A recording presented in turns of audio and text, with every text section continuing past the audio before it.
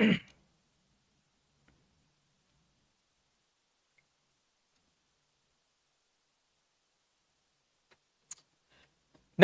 क्या हाल चाल आप सभी के। Very very good evening everyone. स्वागत है आप सभी का बच्चों वापस से अपने प्यारे प्यारे प्लेटफॉर्म फिजिक्स वाला पे, अपने जबरदस्त वाले बैच उड़ान बैच के अंदर। हमारी मुलाकात कल ही हुई थी मंडे को, आज दोबारा हो रही है और आज के बाद हम सीधे मिलेंगे सैटरडे को। ठीक है, तो सैटरडे को जो डेट है यार वो क्या होने वाली है, कुछ तो हो ही रही होगी। ठीक है, तो आज क्या है, आज 7 अक्टूबर है, तो शायद तुम्हारी जो है कल 8th है, फिर थर्सडे अपनी 9th है, 10th फ्राइडे 11th हो रही होगी तुम्हारी सैटरडे को। ठीक है, और 12th हो रही होगी तुम्हारी संडे को, और 13th होगी तुम्हारी जो है मंडे को। ठीक है, कूल है यार, बढ़िया है, फिर तो सॉर्टेड है। तो मतलब मैं कैलकुलेट कर रहा था ना कि हम लोग क्या क्या करने वाले हैं, क्या हम लोग कर लेंगे, क्या कंप्लीट कर लेंगे।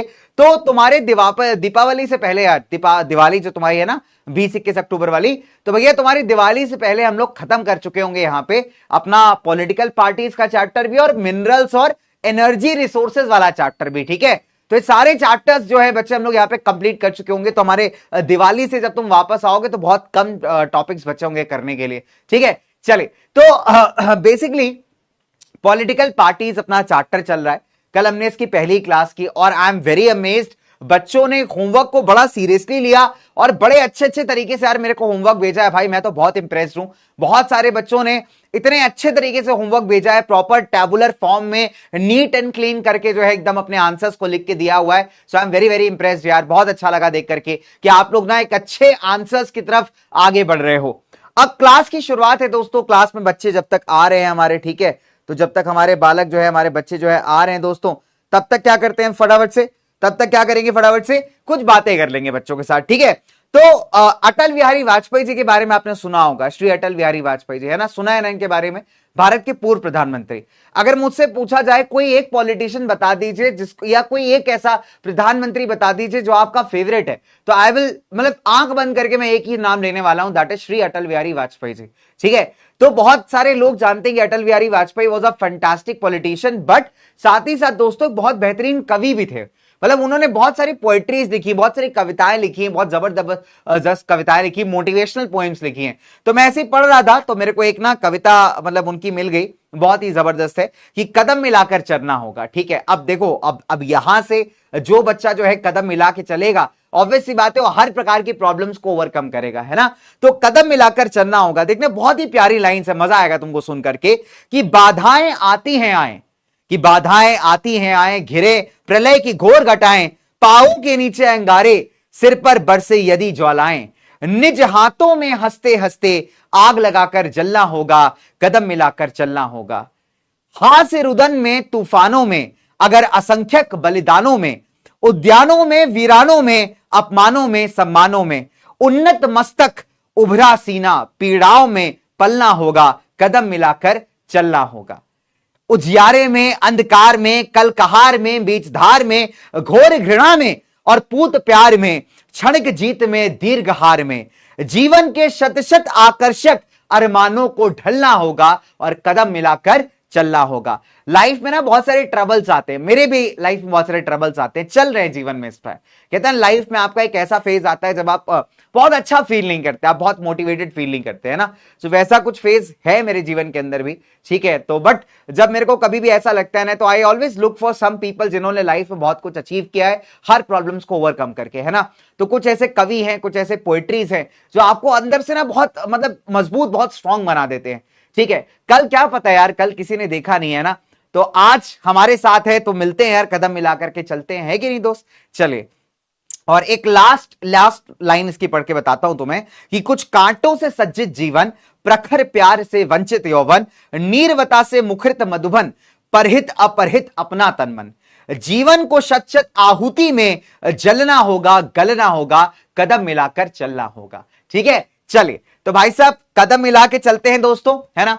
और हमेशा एक बात लाइफ में याद रखनी चाहिए दोस्तों कि people are the ones who matter a lot. आपके जीवन में जो लोग हैं वो चाहे कहीं में रहें, ठीक है, अगर आप उनसे कनेक्टेड हैं बेटा, तो डजंट मैटर कि वो किस जगह पे हैं, कौन सी जगह पे हैं, ठीक है, आप हमेशा उनके जुड़ के उनके साथ चल सकते हो। ठीक है, तुम स्टूडेंट लाइफ में हो यार, तुम्हारे स्टूडेंट लाइफ में बहुत सारे लोग हैं, तुम्हारे कुछ टीचर्स होंगे जो तुम्हारे अभी साथ हैं, हो सकता है कहीं कल कहीं और चले जाएं।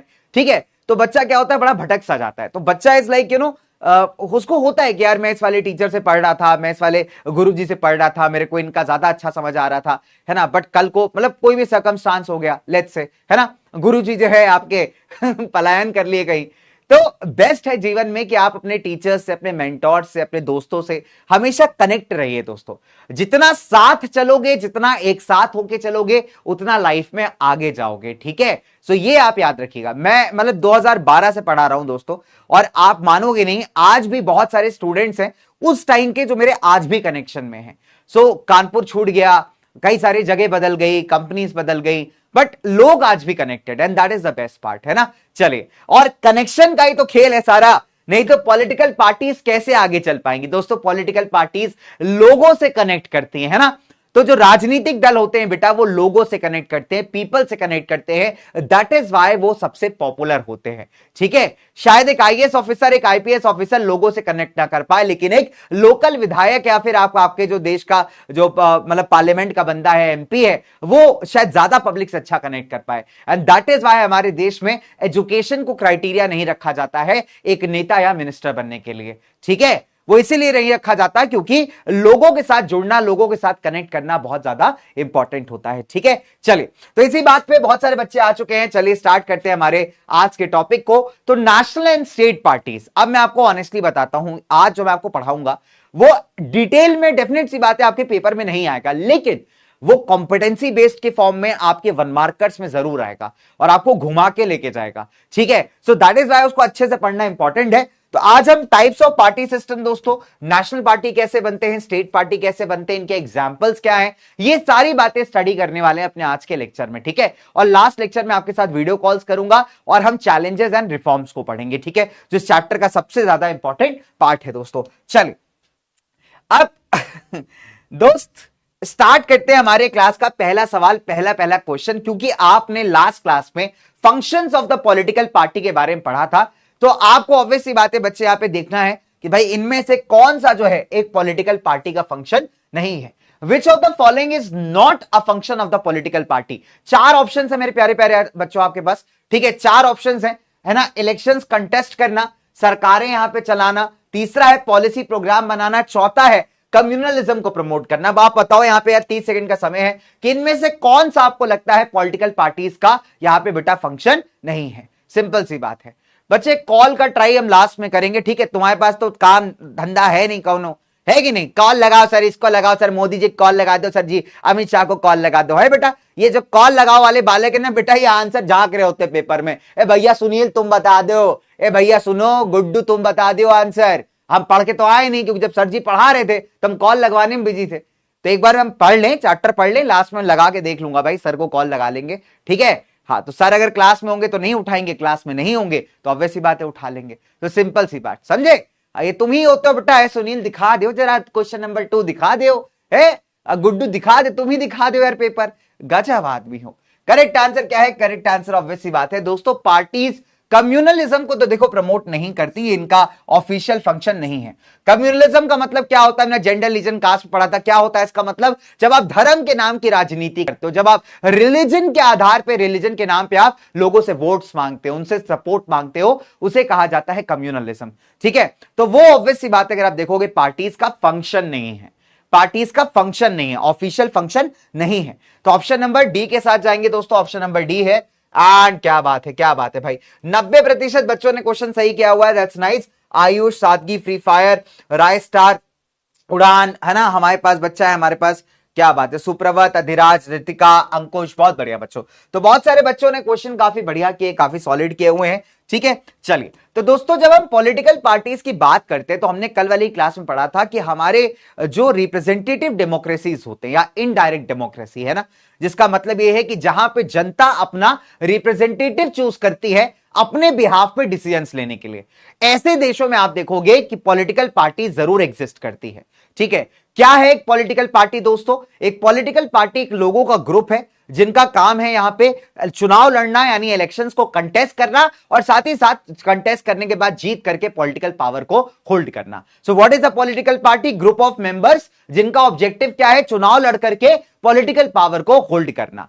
एक पॉलिटिकल पार्टी के 3 सबसे इंपॉर्टेंट कंपोनेंट्स है। पहला क्या है? उसके नेता, उसके लीडर्स, ठीक है। दूसरा क्या है? उस पार्टी के कार्यकर्ता, उसके मेंबर्स। और तीसरा कौन है? उस पार्टी को फॉलो करने वाले, उसके फॉलोअर्स, राइट। तो पार्टीज डेमोक्रेसी के अंदर जो है बहुत सारे फंक्शंस को यहां पे करती हैं, जैसे चुनाव को कंटेस्ट करना। हर पार्टी आप देखो चुनाव लड़ करके पावर में आना चाहती है ना, इसके लिए अपने कैंडिडेट्स उतारती हैं दोस्तों। फिर पार्टीज जो है सरकारें बनाती भी हैं दोस्तों, और सरकारों को चलाती भी हैं। जैसे चाहे आप स्टेट लेवल की बात करिए, आप देश लेवल की बात करिए, तो यहां पे सब जगह आपको कोई ना कोई पॉलिटिकल पार्टी का सरकार देखने को मिलेगा जो स्टेट को या कंट्री को चला रहा होगा, ठीक है। फिर पार्टीज क्या करती हैं दोस्तों? पॉलिसियां, प्रोग्राम्स बनाती हैं, स्कीमें बनाती हैं, जिससे जो है लोग उससे बेनिफिट कर पाए। बिकॉज देखो हमारे देश में, किसी भी देश की बात करिए, हर इंसान का अपना अलग व्यू है ना, अलग अलग चीजों को लेके, इश्यूज को लेके सबकी अपनी बात है। तो इतने सारे लोगों की बातों को तो यार हम कंसिडर कर नहीं सकते। तो पॉलिटिकल पार्टीज का काम है इन सभी में से बेस्ट को उठाना और उसके आधार पे कुछ ऐसी चीजें बनाना, कुछ ऐसी पॉलिसीज बनाना जिससे लोगों का बेनिफिट हो, ठीक है। तो ये पॉलिटिकल पार्टीज करती हैं। फिर पॉलिटिकल पार्टीज ऑपोजिशन का भी रोल प्ले करती हैं। तो जो पार्टी बेटा चुनाव जीत के सरकार बनाती है वो बन जाती है रूलिंग पार्टी, लेकिन जो पार्टियां यहां पे सरकार नहीं बना पाती वो रोल प्ले करती हैं पार्लियामेंट में ऑपोजिशन का, ठीक है। तो इनका काम होता है सरकार की पॉलिसीज को क्रिटिसाइज करना। अगर कोई गलत पॉलिसी है या गलत पावर ओवरटेक करने का ट्राई कर रही है सरकार, तो उसको यहां पे जो है क्रिटिसाइज करना, ठीक है। तो एक तरीके से इससे फायदा यह रहता है कि सरकार की पावर पे भी एक कंट्रोल लगा रहता है, ठीक है। फिर पार्टीज क्या करती हैं? जो आपकी रूलिंग पार्टीज है ना, जो देश चला रही है, स्टेट चला रही है, वो कई सारी वेलफेयर स्कीमें बनाती है ना, जिससे लोगों का भलाई हो, हेल्थ को लेके, एजुकेशन को लेकर के। और इन स्कीमों को आप देखोगे उन्हीं की मदद से आप एक्सेस कर पाते हो। आपको कभी भी कोई दिक्कत या समस्या है मान लीजिए, तो आपको ज्यादा इजी रहता है ना कि अपने लोकल जो नेता है उनके पास जाकर के अपनी प्रॉब्लम्स को आप बता पाओ, है ना। बिकॉज आपके अंदर एक ट्रस्ट है कि वो जो नेताजी है उनको पता है कि अगर आपको चुनाव जीतना है तो आपको लोगों की सुननी पड़ेगी, और इसी वजह से आपका काम जो है जल्दी आसानी से हो जाएगा। तो ये कई सारे फंक्शंस है जो एक पॉलिटिकल पार्टी यहां पे प्ले करती है। अब सवाल उठता है कि कौन पॉलिटिकल पार्टी बना सकता है? तो हमने क्या पढ़ा था कि हमारे देश के संविधान में एक फंडामेंटल राइट दिया हुआ है कि कोई भी इंसान पॉलिटिकल पार्टी यहां बना सकता है, ठीक है। लेकिन इसके लिए आपको क्या करना पड़ेगा? अपनी पार्टी को रजिस्टर करना पड़ेगा। किसके साथ आप रजिस्टर करेंगे? इलेक्शन कमीशन ऑफ इंडिया के साथ। ये क्या है दोस्तों? ये एक बॉडी है, एक ऑर्गेनाइजेशन है जिसका काम है देश के अंदर चुनाव करवाना, इलेक्शंस करवाना, ठीक है। और इस इलेक्शन कमीशन ऑफ इंडिया को लीड कौन करता है? हमारे चीफ इलेक्शन कमिश्नर, ठीक है। और उनको सपोर्ट देने के लिए कौन होते हैं? 2 इलेक्शन कमिश्नर्स, ठीक है। तो ये अपने को याद रखना है। तो जितने भी देश में चुनाव होते हैं सब किसकी निगरानी में होते हैं, किसके सुपरविजन में होते हैं? देश के इलेक्शन कमीशन के। और अगर आप भी पॉलिटिकल पार्टी बनाते हो तो आप भी देश के इलेक्शन कमीशन के साथ जाके अपनी पार्टी को रजिस्टर करोगे, ठीक है। आई बात समझ में? तो अगर हम करंट सिनेरियो को देखें तो करीब 750 से ज्यादा पॉलिटिकल पार्टियां जो है वो ऑलरेडी रजिस्टर्ड है इलेक्शन कमीशन के साथ, लेकिन इनमें से एक्चुअली चुनाव में उतरती कितनी है? बहुत ही कम। The reason is simple, because चुनाव लड़ने के लिए आपको पैसा चाहिए, फंड चाहिए, रिसोर्सेस चाहिए दोस्तों, ठीक है, जो कई बार कई सारी छोटी पार्टीज पे नहीं होता। तो नो डाउट कि लोग रजिस्टर तो करा लेते हैं, जोश जोश में आके रजिस्टर करा लिया, एक पार्टी बना ली अपनी, लेकिन कई बार बहुत ही कम पार्टीज होती हैं जो आपकी चुनाव में एक्चुअली यहां पे फाइट करती है, ठीक है। चलिए अब यहीं से कहानी को हम आगे लेकर के चलेंगे, ठीक है, फटाफट से एकदम बढ़िया से। चलो दोस्तों, तो फटाफट से कहानी को आगे लेकर के चलते हैं। सबने मिलकर ठाना है कि विधायक जी को अगले चुनाव में जिताना है। अब आपके चार्ट्स को देखो, थोड़ी देर में करूंगा ऑफ, क्योंकि जब तक चार्ट्स नहीं ऑफ होंगे तुम बेटा पढ़ाई तो करोगे नहीं, क्योंकि तुम तो ठहरे नालायक बालक, है ना। पढ़ाई लिखाई से तुम्हारे दूर दूर तक कोई रिश्ता नाता नहीं है। तो बहुत सिंपल सी बात है, हम लोग बच्चे, हम लोग क्या हाल चाल, गुड इवनिंग अंश, क्या हाल चाल। चलो तो थोड़ा सा आगे बढ़ाते हैं कक्षा को, थोड़ा आगे बढ़ते हैं फटाफट से, ठीक है। तो हमने क्या देखा कि 750 से ज्यादा पॉलिटिकल पार्टियां इलेक्शन कमीशन के साथ रजिस्टर्ड है। कोई भी इंसान यहां पॉलिटिकल पार्टी बना सकता है, ये भी आप भी बना सकते हो और मैं भी बना सकता हूं। लेकिन कुछ ही पार्टीज होती हैं बेटा जो एक्चुअली चुनाव को लड़ती हैं। उसका रीजन मैंने बताया कि चुनाव लड़ना अपने आप में एक बहुत ही एक्सपेंसिव प्रोसेस है, ठीक है, और हर पार्टी के पास उतना फंड या रिसोर्स नहीं होता या सपोर्ट ही नहीं होता कि चुनाव लड़ पाए। सो दैट इज व्हाई रजिस्टर तो करा लेती है बट कई बार चुनाव में उतरती ही नहीं है, ठीक है। तो अगर हम वर्ल्ड के अंदर पॉलिटिकल पार्टी सिस्टम्स को देखें, अगर हम ये एनालाइज करें कि दुनिया में कितने प्रकार के पॉलिटिकल पार्टी सिस्टम्स होते हैं, आपका कल का होमवर्क था, है ना, तो हमारे सामने आता है बेटा कि हमारे पास 3 तरीके के पॉलिटिकल पार्टी सिस्टम है। नंबर 1 सिंगल पार्टी सिस्टम, ठीक है, दूसरा है 2 पार्टी सिस्टम या बाई पार्टी जिसे आप कहते हैं, और तीसरा होता है बेटा मल्टी पार्टी सिस्टम। अब इन तीनों को पढ़ के आपको एक बात तो समझ में आ गई होगी कि सिंगल पार्टी में एक मेजर पार्टी होने वाली है, बाई पार्टी या 2 पार्टी के अंदर 2 मेजर पार्टियां होने वाली हैं, और मल्टी पार्टी में ऑब्वियस सी बात है 2 से ज्यादा पॉलिटिकल पार्टीज होने वाली हैं जिनके बीच में चुनाव लड़ा जाएगा। ठीक है, तो अब हम एग्जांपल्स के साथ समझेंगे एक एक सिस्टम को। नंबर 1 let's come to single party system. अब इन इंसान को तो आप जानते ही होंगे दोस्तों, ठीक है, तो ये भैया हमारे चाइनीज राष्ट्रपति दोस्तों।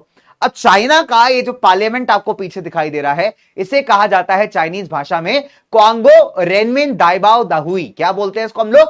क्वांगो रेनमिन दाइबाओ दाहुई। या आपने क्लास 9th में इसका नाम पढ़ा होगा, और आपने ये भी पढ़ा होगा चार्टर में कि कैसे चाइना के अंदर जो इलेक्शंस हैं वो अनडेमोक्रेटिक है। ठीक है, तो चाइना में क्या होता है दोस्तों कि जैसे चाइना एक एग्जांपल हो गया, इसके जैसे और भी कई सारे देश हैं कि कुछ देशों में क्या होता है कि सिर्फ एक सिंगल पार्टी जो है वो आपकी पूरी सरकार को कंट्रोल करती है और सरकार को चलाती है। ठीक है, सिर्फ सिंगल पार्टी, एक ही पार्टी के पास पावर होती है, वही देश को अपने हिसाब से चलाती है। ठीक है, तो ऐसे देश क्या बन जाते हैं? सिंगल पार्टी सिस्टम बन जाते हैं। ठीक है दोस्तों, अच्छा, अब लीगली स्पीकिंग अदर पार्टीज हो सकता है एग्जिस्ट करती हो, लेकिन अगर आप देखोगे जो चुनाव होते हैं आपके वो फ्री एंड फेयर नहीं होते। ठीक है, तो हमने क्या देखा कि कुछ देशों में सिंगल पार्टी आपके देश को रन करती है, आपके देश को कंट्रोल करती है। ऐसी पार्टीज में हो सकता है, ऐसे देशों में हो सकता है कुछ और छोटी पार्टी एग्जिस्ट करती हो, लेकिन उनको मौका ही नहीं मिलता चुनाव में फ्री एंड फेयर तरीके से फाइट करने का। तो ऐसे देशों में जो इलेक्शन है क्या होते हैं दोस्तों? काफी हद तक अनडेमोक्रेटिक होते हैं। जैसे बेस्ट एग्जांपल इसका क्या है? The communist party in China. तो अगर हम बात करें कम्युनिस्ट पार्टी इन चाइना की, तो अगर आप देखोगे तो यहां पे जो है हमारी सिर्फ और सिर्फ कम्युनिस्ट पार्टी के ही कैंडिडेट्स को चुनाव में खड़े होने की इजाजत है। ठीक है, तो जो चाइना का पार्लियामेंट है वहां पे कुछ मेंबर्स तो मिलिट्री अपने साइड से चूज करके भेजती है, बाकी चाइनीज कम्युनिस्ट पार्टी अपनी ही पार्टी के कई सारे कैंडिडेट्स को चुनाव में खड़ा कर देती है। तो जो चाइना की जनता है उसके पास क्या ऑप्शन है? उन्हीं कैंडिडेट्स में से चूज करने का।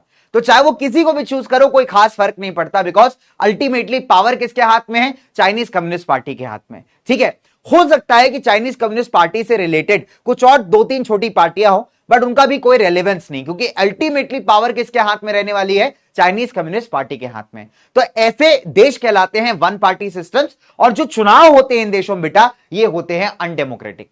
तो ऐसे देशों के चुनाव को आप डेमोक्रेटिक नहीं कह सकते, है ना, बिल्कुल भी डेमोक्रेटिक चुनाव नहीं है, बिकॉज डेमोक्रेटिक चुनाव के लिए मिनिमम 2 पार्टीज होनी चाहिए। ठीक है, जब हम बात करते हैं ना, डेमोक्रेसी कहती है कि मिनिमम यार 2 पार्टीज तो होनी चाहिए आपके डेमोक्रेटिक इलेक्शंस के लिए, तभी तो फेयर चांस मिलेगा ना किसी को। ठीक है, तो हमने क्या देखा कि क्यों ये डेमोक्रेटिक नहीं है सिस्टम? बिकॉज डेमोक्रेसी कहता है कि 2 या 2 से ज्यादा पॉलिटिकल पार्टीज जरूरी है एक फ्री एंड फेयर इलेक्शन के लिए। ठीक है दोस्त, चलिए, तो ये तो हो गया हमारा चाइना का एग्जाम्पल लेते हुए दोस्तों द सिंगल पार्टी सिस्टम। ठीक है, चलिए, अब इसी बात पे एक बढ़िया सा सवाल आता हुआ दोस्तों, पहले क्या होता था जब चुनाव आते थे तो चुनाव में जो सबसे आसान तरीका था ना प्रमोशन का, वो था दीवालों के ऊपर ऐसी सुंदर सुंदर ग्राफिटीज या पेंटिंग्स बनाने का। बट अभी इसको अगर आप देखोगे तो बंद कर दिया गया, बैन कर दिया गया।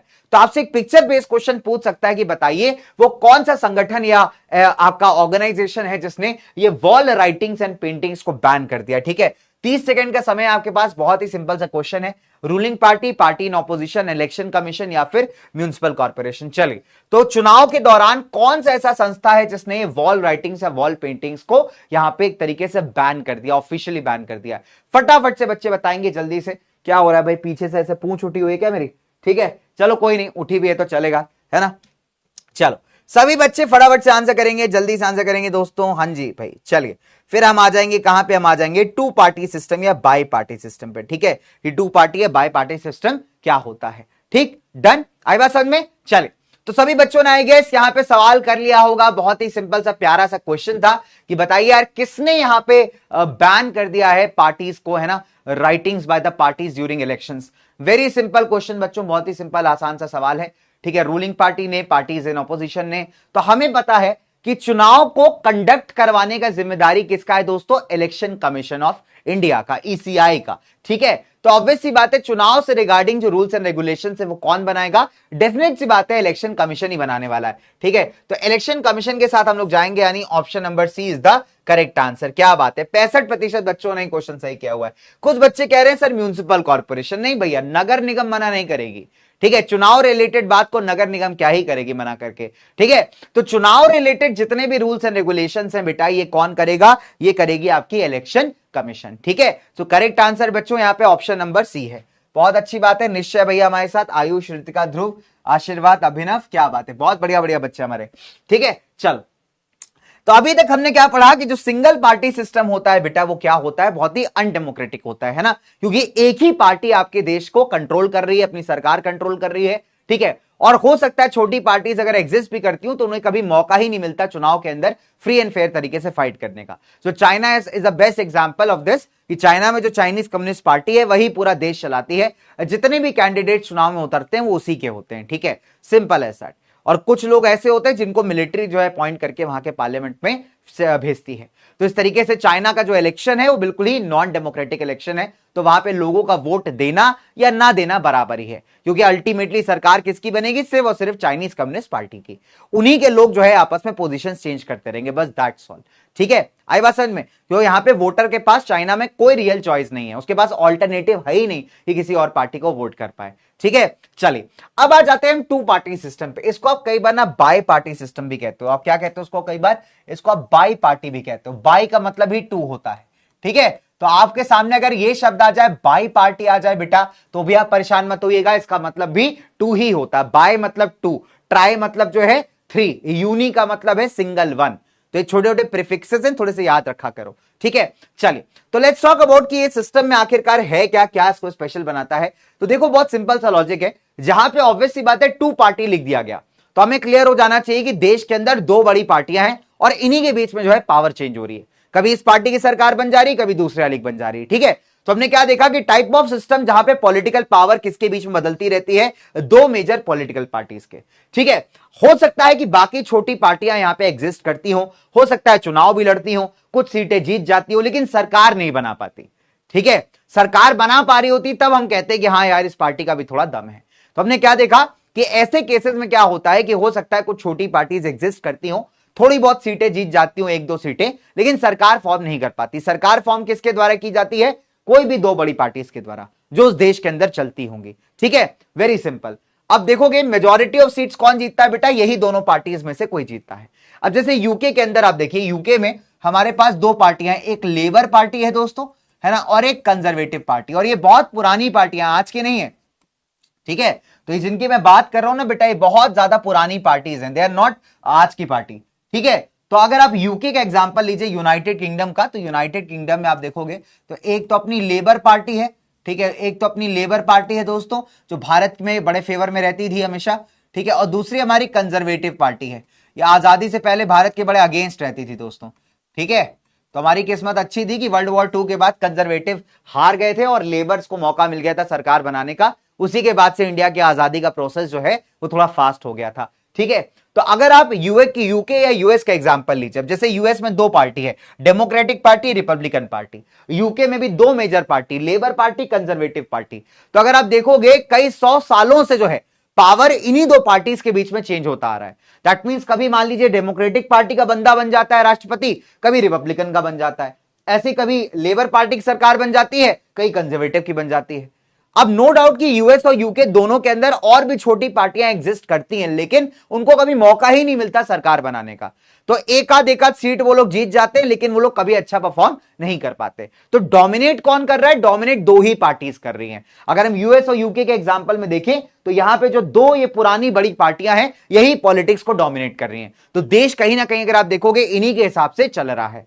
ठीक है, और चुनाव में हो सकता है लगातार दो चुनाव जो है, अगर डेमोक्रेटिक जीत गई तो तीसरा हो सकता है रिपब्लिकन जीत जाए, है ना। तो इस तरीके से आप देखोगे पावर चेंज होती रहती है दोस्तों। So that is why this is called as a two party system या बाई पार्टी सिस्टम, है ना, क्योंकि यहां पे क्या हो रहा है कि पॉलिटिकल पावर दो बड़ी पार्टीज के बीच में चेंज हो रही है। ठीक है। जो छोटी मोटी पार्टीज है उनका कोई सिग्निफिकेंस नहीं है, बिकॉज वो इतनी ज्यादा सीटें जीत ही नहीं पा रही, तो उनको हम कंसिडर ही नहीं कर रहे हैं। तो हम यही मान ले रहे हैं भाई कि इस देश के अंदर यही दो पॉलिटिकल पार्टीज हैं जो डोमिनेट कर रही हैं, ठीक है, जिनका चल रहा है अच्छा खासा, राइट। तो ये ऐसा सिस्टम बन जाता है आपका द टू पार्टी सिस्टम, या बच्चों द बाई पार्टी सिस्टम, ठीक है, याद रखिएगा इस चीज का। क्या बन जाता है बेटा, ये टू पार्टी सिस्टम या बाई पार्टी सिस्टम। अब आ जाते हैं सबसे जबरदस्त सिस्टम पे, जिसको हम कहते हैं मल्टी पार्टी सिस्टम। तो अगर आपको यह कहना हो कि सबसे ज्यादा डेमोक्रेटिक सिस्टम कौन सा है, तो आप कह सकते हैं कि सर ये है मल्टी पार्टी सिस्टम।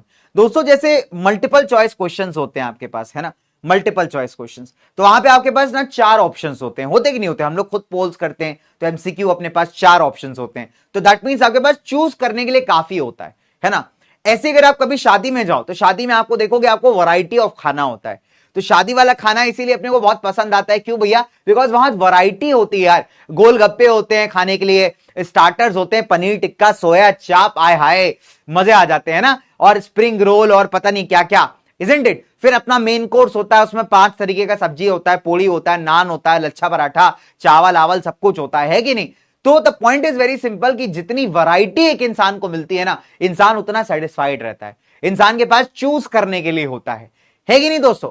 तो आप शादी बारात में जाते हो क्यों खुश हो जाते हो भाई, गाना बज रहा हो तो अलग बात है, डिचिक डिचिक डीजे पे नाचेंगे वो अलग बात है, प्राइमरी बात क्या है भैया कि खाने का वैरायटी बहुत ज्यादा है, मजे करेंगे, खाना पीना खाएंगे, यही सोच के तो जाते हो ना शादी बारात में, क्योंकि तुम्हारे पास ऑप्शन बहुत ज्यादा है। और वही तुम किसी रेस्टोरेंट में चले जाओ, वहां पे क्या है, ऑप्शन बहुत कम है, बहुत महंगा मिलेगा भैया, है ना, एक सब्जी मंगा लिया, 2 रोटी मंगा लिया, एक दाल मंगा लिया, बस हो गया, है ना, या फिर हो सकता है दाल रोटी ही मंगा लिया, दैट्स ऑल, ढाबे पे बैठ गए, ज्यादा खर्चा नहीं करना, तो ऑप्शन बहुत कम हो गया। तो शादी में मजा इसीलिए आता है क्योंकि ऑप्शन बहुत ज्यादा है ना, मजा ही आ जा रहा है, क्या बात है, गजब खाने को मिल रहा है। ढाबे में बैठोगे, ढाबे में क्या खर्च करना पड़ेगा, तो आदमी सोचता है कम ही मंगाते हैं, ठीक है। तो इसीलिए हमारे अगर चुनाव की बात करें, इलेक्शन की बात करें, एक वोटर के पर्सपेक्टिव से अगर आप पूछिए कि कौन सा सिस्टम सबसे बेस्ट है, तो कहेगा भैया जिसमें वैरायटी हो, ठीक है। तो ऐसे अगर हम बात करें हमारे देश के अंदर, अब जैसे इंडिया की बात कर लीजिए, अब इंडिया में सोचो अगर 2 ही पार्टी वाला सिस्टम होता तो क्या हम अपने लोगों के नीड्स एंड विशेष को पूरा कर पाते, कभी नहीं कर पाते दोस्त। इंडिया में हर पार्ट भारत का बहुत अलग है, बहुत यूनिक है। आप वेस्टर्न पार्ट में जाओ, कल्चर अलग मिलेगा, नॉर्थ ईस्ट में अलग है, नॉर्थ वेस्ट में अलग है, नॉर्थ में अलग है, साउथ चले जाइए, साउथ के अंदर कल्चर अलग है। तो हर एक का कल्चर, जब हर एक के जीने का तरीका अलग है, तो पार्टीज जो है कैसे 2 हो सकती है ना। तो हमको अपनी पार्टी चाहिए, क्योंकि हमारे समाज का अगर होगा बंदा तो ऑब्वियस सी बात है हमारे प्रॉब्लम्स को आगे लेके जा पाएगा। एंड दैट इज व्हाई आप देखोगे मल्टी पार्टी सिस्टम उन देशों में सबसे बेस्ट होता है जहां पे वैरायटी के लोग रहते हैं, जहां पे लोगों के कल्चर, उनके धर्म, उनके रिलीजन वगैरह अलग अलग होते हैं ना बेटा। तो वहां पे जो सबसे बढ़िया सिस्टम होता है वो होता है आपका मल्टी पार्टी सिस्टम, ठीक है। तो मल्टी पार्टी सिस्टम क्या है, एक ऐसा सिस्टम जहां पे कई सारी पार्टियां जो हैं चुनाव में कंपीट करती हैं पॉलिटिकल पावर को जीतने के लिए, ठीक है। कि चुनाव करवाया जाता है, सबको मौका दिया जाता है, बहुत सारी पार्टीज यहां चुनाव में लड़ती हैं, और जो पार्टी को सबसे ज्यादा सीट्स मिलती हैं वही पार्टी आपकी विनर बन जाती है, ठीक है, गवर्नमेंट फॉर्म करती है। तो ऐसे सिस्टम में कई बार आप देखोगे कि अपनी प्रोबेबिलिटी, मतलब अपने जीत के चांसेस को बढ़ाने के लिए पार्टियां क्या कर लेती हैं बेटा, कोलैब कर लेती हैं। अब जैसे कल को मान लो फॉर एग्जांपल कि मैंने सोचा यार कि थोड़ा वाईटी पे अपना रौला बढ़ाया जाए यूट्यूब के ऊपर, है ना, और मैंने किसी के साथ कोलैब कर लिया, किसी एक्स बहुत खतरनाक इंसान के साथ कोलैब कर लिया, ठीक है। तो मेरे को भी फायदा होगा, है ना, और जो कोलैब वाला पर्सन उसको तो हो गई होगा। तो ऐसा हो जाएगा, बच्चों को लगेगा अरे वाह यार यही तो चाहिए था लाइफ के अंदर, ये वाला कोलैब मिल जाता तो मजा ही आ जाता, ठीक है। तो मतलब तुमको भी बेनिफिट होगा, तुम ऐसा समझ लो कि तुम वोटर्स हो, ठीक है, और मैं क्या हूं, पॉलिटिशियन आदमी हूं, ठीक है, राजनेता आदमी हूं। तो मैंने किसी ऐसे इंसान के साथ कोलैब कर लिया जिसका ऑलरेडी बहुत तगड़ा फैन फॉलोइंग है, ठीक है। तो क्या हो जाएगा भाई, मेरे को बेनिफिट हो जाएगा, मेरी सरकार बनने के चांसेस बहुत ज्यादा बढ़ जाएंगे, बिकॉज वोटर का सपोर्ट मेरे पास आ जाएगा, है ना। वोटर कहेगा अरे वाह ये आदमी भी यहीं पे आ गया, क्या बात है यार, बहुत बढ़िया बात है ना। तो वोटर क्या करेगा, आप तो जो है फुल ऑन सपोर्ट इसी पार्टी को हम देंगे, ठीक है। तो वोटर क्या कहेगा, भैया आप तो इसी पार्टी को फुल ऑन सपोर्ट मिलेगा। तो अक्सर आप देखोगे मल्टी पार्टी जो चुनाव होते हैं ना बेटा, तो मल्टी पार्टी चुनाव में क्या होता है कि कई बार 2 या 2 से ज्यादा पार्टियां ना आपस में कोलैब कर लेती हैं, ठीक है। जैसे हमारे यूट्यूबर्स कोलैब करते हैं ना आपस में बड़ा बनने के लिए, तो वैसे ही क्या होती है, हमारी पार्टियां भी आपस में कोलैब कर लेती हैं। और जब भी कभी ऐसा होता है तो हम कहते हैं कि भैया अलायंस बन गया, क्या बन गया दोस्तों, अलायंस बन गया, ठीक है। और यही अलायंस अगर चुनाव जीत जाए और सरकार बना ले तो सरकार कहलाती है कोएलिशन गवर्नमेंट। क्या कहलाती है दोस्तों सरकार, कोएलिशन गवर्नमेंट, गठबंधन की सरकार। बच्चों को अक्सर जो है ना अलायंस और कोएलिशन में डिफरेंस नहीं समझ में आता। तो दोस्तों अलायंस आप चुनाव से पहले भी बना सकते हो, ठीक है, मैंडेटरी नहीं कि चुनाव लड़ने पे ही आप अलायंस बनाओगे, तो आप चुनाव से पहले भी अपनी अलायंस खड़ी कर सकते हो, है ना, अपना एक बड़ा सा ग्रुप बना सकते हो, कोलैब कर सकते हो कई सारी पार्टीज के साथ, ठीक है। लेकिन यही कोलैब आपका अगर चुनाव जीत जाता है लेट्स से और सरकार बना लेता है, तो जो सरकार आपकी बनेगी उसे हम कहेंगे कोएलिशन गवर्नमेंट। क्या कहेंगे उसको हम लोग बेटा? कोएलिशन गवर्नमेंट या गठबंधन की सरकार, ठीक है। आई बात समझ में? दोनों के बीच का डिफरेंस क्या है कि सर अलायंस क्या है, कोएलिशन क्या है, ठीक है। तो देखो नेचर दोनों का सिमिलर है बट टाइमिंग का थोड़ा डिफरेंस है, ठीक है। तो हमने क्या देखा कि ऐसे सिस्टम में कई बार दो या दो से ज्यादा पॉलिटिकल पार्टीज के पास चांस होता है सरकार बनाने का, ठीक है। एग्जांपल भारत, है ना। तो ऐसे में क्या होता है कि पार्टियां क्या करती हैं, जनरली अलायंस बना लेती हैं। तो अलायंस कब बनेगा? जब दो या दो से ज्यादा पॉलिटिकल पार्टीज हाथ में आपस में हाथ मिला करके बड़ी बनने का ट्राई करेंगी।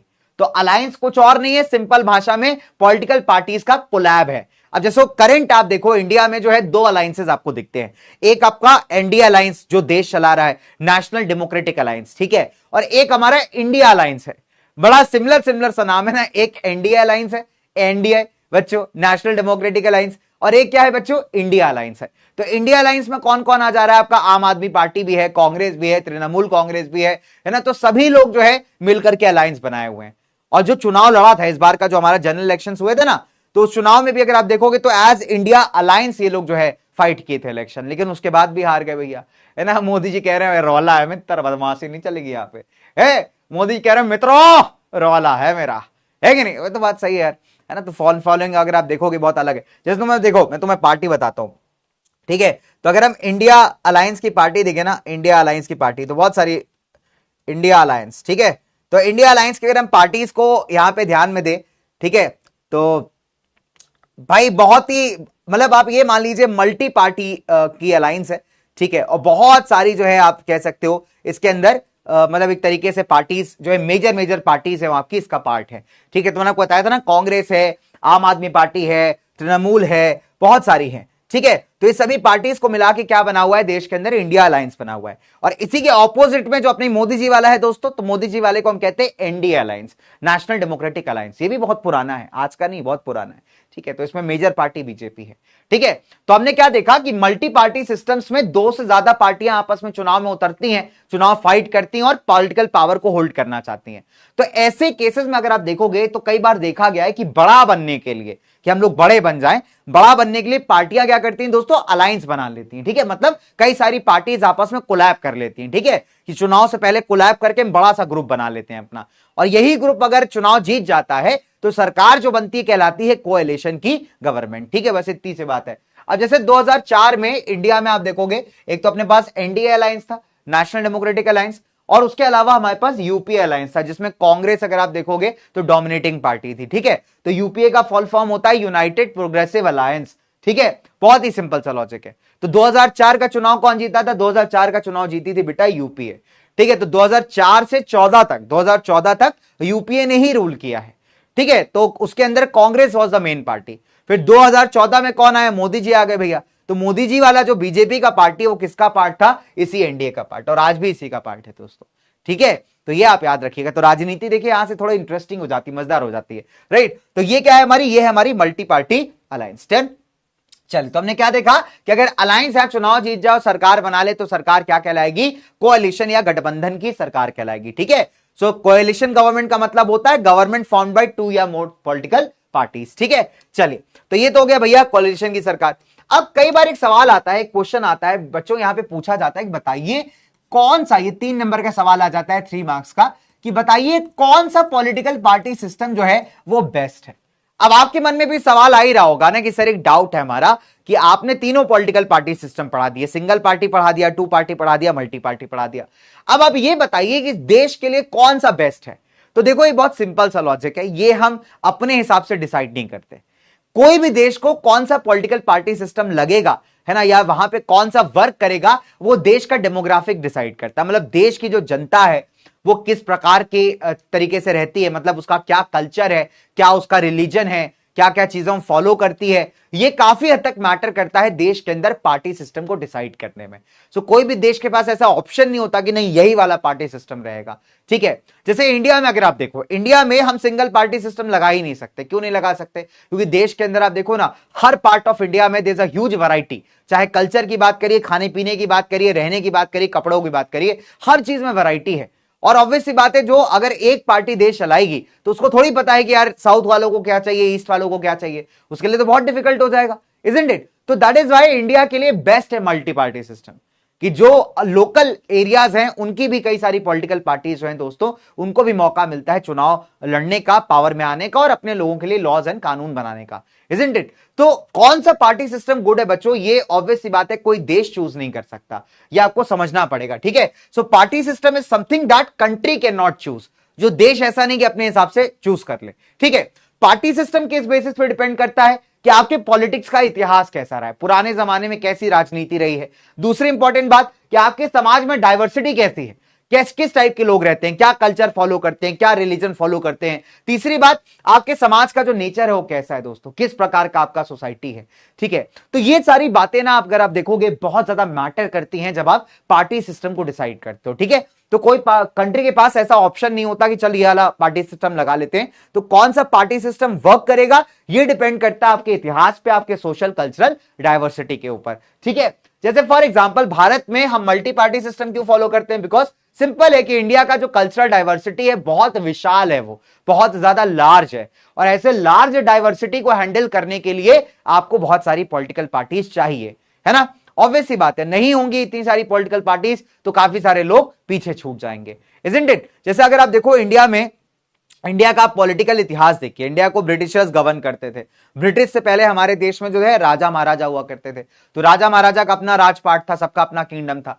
ब्रिटेन वाले आए, ब्रिटिशर्स ने हमारे ऊपर कब्जा जमा लिया, फिर आप देखोगे कई सारे रूल्स एंड लॉज बना दिए उन्होंने आकर के, राइट। तो ऐसे केसेस में अगर आप देखोगे तो जो बेस्ट सोल्यूशन था इंडिया में वो था मल्टी पार्टी सिस्टम, है ना, ताकि हर एक को जो है अधिकार मिले, हर एक जो है पर्सन यहां पे पावर में आ सके। और वो तभी पॉसिबल था जब बहुत सारी पॉलिटिकल पार्टीज एग्जिस्ट करती, तभी देखोगे हमारे देश के अंदर मल्टी पार्टी सिस्टम को प्रेफरेंस दिया गया। सोचो अगर देश में सिर्फ सिंगल पार्टी सिस्टम होता तो क्या होता भैया? ऑब्वियस सी बात है, रोज लड़ाई, रोज झगड़े, रोज दंगे हो रहे होते। बट मल्टी पार्टी सिस्टम आया तो यहां पे लोगों को मौका मिला अपनी बात को आगे लेके जाने का, अपने लोगों के लिए रूल्स एंड लॉज बनाने का। सो दैट इज व्हाई इंडिया के लिए multi party system is the best system, isn't it? चलिए नाउ, अब जब हम बात करते हैं पॉलिटिकल पार्टियों की दोस्तों, तो यह भी हमें पता है कि पॉलिटिकल पार्टियां देश में, हमारे कंट्री में खासकर हर लेवल पे एग्जिस्ट करती है। चाहे नेशनल लेवल की बात करिए, चाहे आप स्टेट लेवल की बात कर लीजिए। अब जैसे नेशनल लेवल पे आप कुछ पार्टीज को बहुत ज्यादा जानते हैं, जैसे आम आदमी party, Bharatiya Janata party, Bahujan Samaj party, है ना, या फिर आप मान लीजिए आपकी और भी कई सारी पार्टीज है ना जिनको आप नेशनल लेवल पे जानते हो। कुछ पार्टियां ऐसी जिनको आप स्टेट्स पे ज्यादा जानते हो, जैसे एआईडीएमके हो गई आपकी, है ना, राष्ट्रीय जनता दल हो गई या राष्ट्रीय लोक दल हो गई। तो इस टाइप की पार्टियां जो है ना स्टेट में बहुत एक्टिव है। तो अगर हम पॉलिटिकल पार्टीज की बात की जाए तो पार्टीज अपने दोनों ही लेवल्स पे एक्टिव होती हैं, नेशनल लेवल पे भी दोस्तों और हमारे स्टेट लेवल पे भी, ठीक है, या जिसको रीजनल लेवल आप कह सकते हो, राइट। तो डेमोक्रेटिक गवर्नमेंट में हमको ये बात अच्छे से पता है कि पावर भी ऐसे ही शेयर होती है, सेंट्रल के साथ, सेंट्रल लेवल पे और स्टेट लेवल पे, कि जो देश को चलाती है वो केंद्र सरकार होती है, जो स्टेट्स को मैनेज करती है वो स्टेट गवर्नमेंट होती है। तो क्योंकि पावर भी दो लेवल्स पे, हमारी तीन लेवल्स पे शेयर हो रही है, that is why political parties भी आपको दोनों ही लेवल्स पे देखने को मिलेगी, नेशनल लेवल पे भी और स्टेट लेवल पे भी, ठीक है। चलिए, अब इंडिया में अगर आप देखोगे जिन पार्टीज का प्रेजेंस पूरे देश भर में है, ठीक है, जिन पार्टीज का प्रेजेंस दोस्तों पूरे देश भर में है, उन्हें हम कई बार नेशनल पार्टीज कह देते हैं।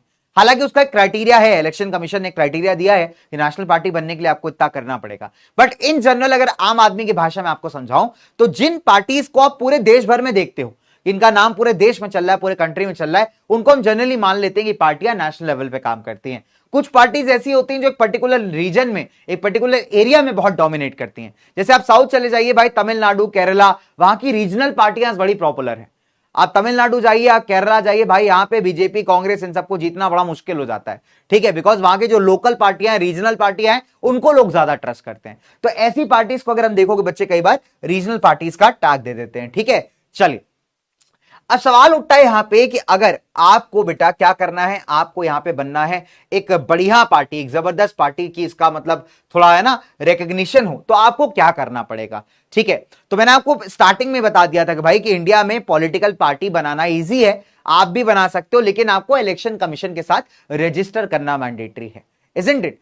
आपने कई बार देखा होगा क्लास के अंदर कुछ बच्चों को, जो टीचर्स हैं, वो थोड़ा ज्यादा फेवर करते हैं, आपने देखा है चीज, है ना, होता होगा, हर एक क्लास में होता है, मेरी क्लास में भी होता था, आपकी क्लास में भी होता होगा कि जो बच्चे हैं ना, कुछ बच्चे ऐसे होते हैं जिनको टीचर ज्यादा फेवर करते हैं। मतलब अगर उनके मान लो एक आध नंबर कम भी आ रहे होगा तो टीचर कहीं ना कहीं से ट्राई करेगा कि उनके एक आध नंबर बढ़ा दिए जाएं, बिकॉज वो बच्चों ने परफॉर्मेंस दिया है। दैट इज वाई, ऐसा नहीं कि वो टीचर की कॉपी लेकर के स्टाफ रूम तक जाते हैं, कुछ वैसे बच्चे भी होते हैं बाय द वे, बट उनको आप देखोगे बहुत ऐसा प्रेफरेंस नहीं मिलता। ठीक है, बट कुछ बच्चे जो रेगुलर परफॉर्म करते हैं उनको आप देखोगे टीचर इंटरनल असेसमेंट में पूरे दे देता है, उनको लगता है कि यार एग्जाम में तो अच्छा करेगा ही करेगा ये, है ना, उनको थोड़ा ज्यादा बेनिफिट दिया जाता है। टीचर उनके डाउट सॉल्व करने में बहुत इंटरेस्टेड होता है ना। हो सकता है आप भी अच्छा कर रहे हो लेकिन आप शायद वैसा ना कर पाए उसके एक्सपेक्टेशन के हिसाब से, तो टीचर आपको थोड़ा साइड कर दे, है ना। वैसे ही हमारी पॉलिटिकल पार्टीज होती हैं, हमारी पॉलिटिकल पार्टियों के लिए जो टीचर है बेटा वो कौन है, आपका इलेक्शन कमीशन। तो इलेक्शन कमीशन ये देखता है कि कुछ राजनीतिक पार्टियां ऐसी हैं जो लगातार बहुत अच्छा परफॉर्म कर रही हैं, और कुछ पार्टियां ऐसी हैं जिन्होंने सिर्फ रजिस्टर करवा लिया है लेकिन चुनाव तो कभी लड़ती ही नहीं है। तो ऑब्वियस सी बात है, जो लगातार परफॉर्म कर रही है उसको थोड़ा बेनिफिट तो देना चाहिए, है ना। तो हमारा इलेक्शन कमीशन ऐसी पार्टीज को एक स्पेशल बेनिफिट देता है, और वो है उनका एक्सक्लूसिव पार्टी सिंबल। जो बीजेपी का सिंबल है वो कोई और पार्टी यूज नहीं कर सकती, जो कांग्रेस का सिंबल है वो भी कोई और पार्टी यूज नहीं कर सकती, है ना। तो आपने देखा होगा कि कुछ ऐसी पार्टियां हैं जिनके सिंबल्स को हर कोई आम आदमी यूज नहीं कर सकता, और इन पार्टीज को हम कहते हैं रिकॉग्नाइज्ड पॉलिटिकल पार्टीज। क्या बोलते हैं इसको हम लोग, रिकॉग्नाइज्ड पॉलिटिकल पार्टीज। किसकी भाषा में, इलेक्शन कमीशन की भाषा में। ठीक है, तो इलेक्शन कमीशन क्या करता है दोस्तों, नंबर वन, देखिए पॉलिटिकल पार्टीज हमने पढ़ा था कि रजिस्टर्ड होती है इलेक्शन कमीशन के साथ, है ना। इलेक्शन कमीशन देखिए सभी पार्टीज को इक्वली ट्रीट करता है, ऐसा नहीं, भेदभाव नहीं करता, लेकिन जिन पार्टीज ने अच्छा परफॉर्म किया है उनको क्या किया जाता है, थोड़ा सा बेनिफिट दिया जाता है। क्या बेनिफिट, जैसे एक एक्सक्लूसिव पार्टी सिंबल। ठीक है, और इस सिंबल को आप देखोगे पार्टी का जो कैंडिडेट होता है ना बेटा, वो बड़ी आसानी से इस्तेमाल कर सकता है ना, अपने पॉपुलैरिटी के लिए, अपने पब्लिसिटी के लिए जो पार्टी का कैंडिडेट है वो अपने पार्टी सिंबल का इस्तेमाल कर सकता है। आपने कई बार देखा होगा अमित शाह वगैरह को, है ना, कि भैया उन्होंने गले में पट्टा डाला हुआ है, उस पट्टे पे बीजेपी का सिंबल बना हुआ है। कांग्रेस वालों को भी देखा होगा, कांग्रेस वालों ने पट्टा डाला हुआ है, उस पर कांग्रेस का सिंबल बना हुआ है। तो कैसे वो सिंबल यूज कर पा रहे हैं, जस्ट बिकॉज कि कहीं ना कभी उनकी पार्टीज ने अच्छा परफॉर्म किया था, तो हमारे इलेक्शन कमीशन ने एक्सक्लूसिव सिंबल जो है उनको अलॉट कर दिया। और ऐसी पार्टीज को जिनको ये बेनिफिट मिला हुआ है दोस्तों, इन्हें हम कहते हैं रिकॉग्नाइज्ड पॉलिटिकल पार्टीज। रिकॉग्नाइज करने का मतलब होता है पहचान देना।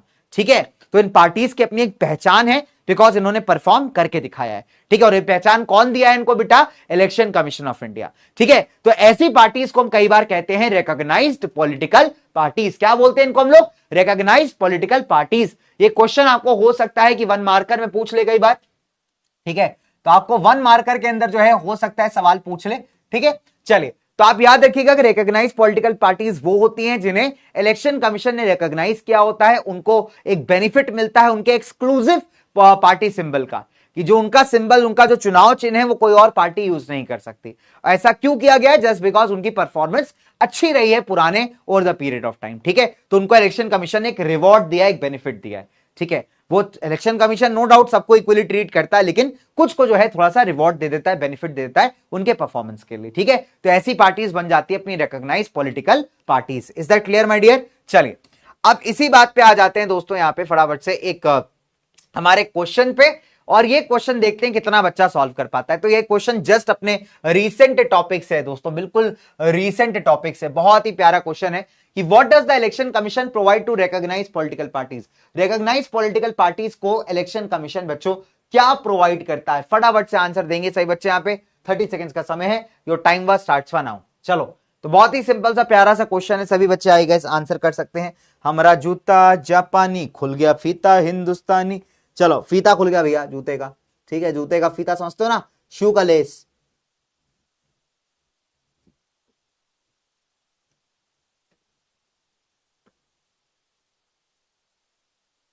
चले, तो भाई साहब जूते का फीता लिया बांध,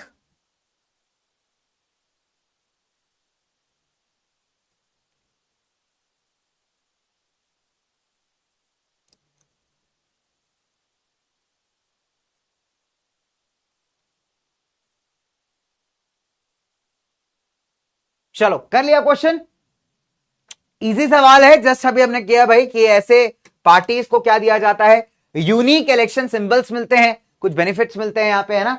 चलिए एक्सक्लूसिव पार्टी सिंबल्स, तो ऑप्शन नंबर सी के साथ जाएंगे। क्या बात है, बहुत बढ़िया यार, 86% बच्चों ने क्वेश्चन सही किया, वेरी वेरी हैप्पी यार।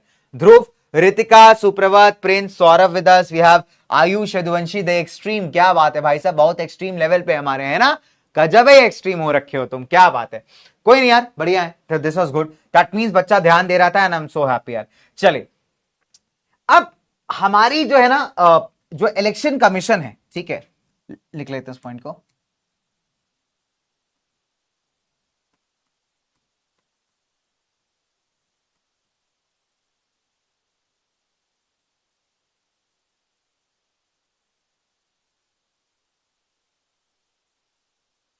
has decided some criteria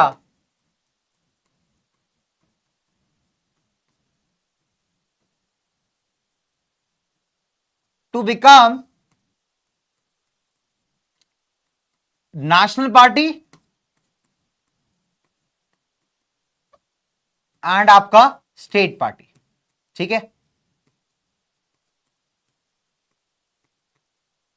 done.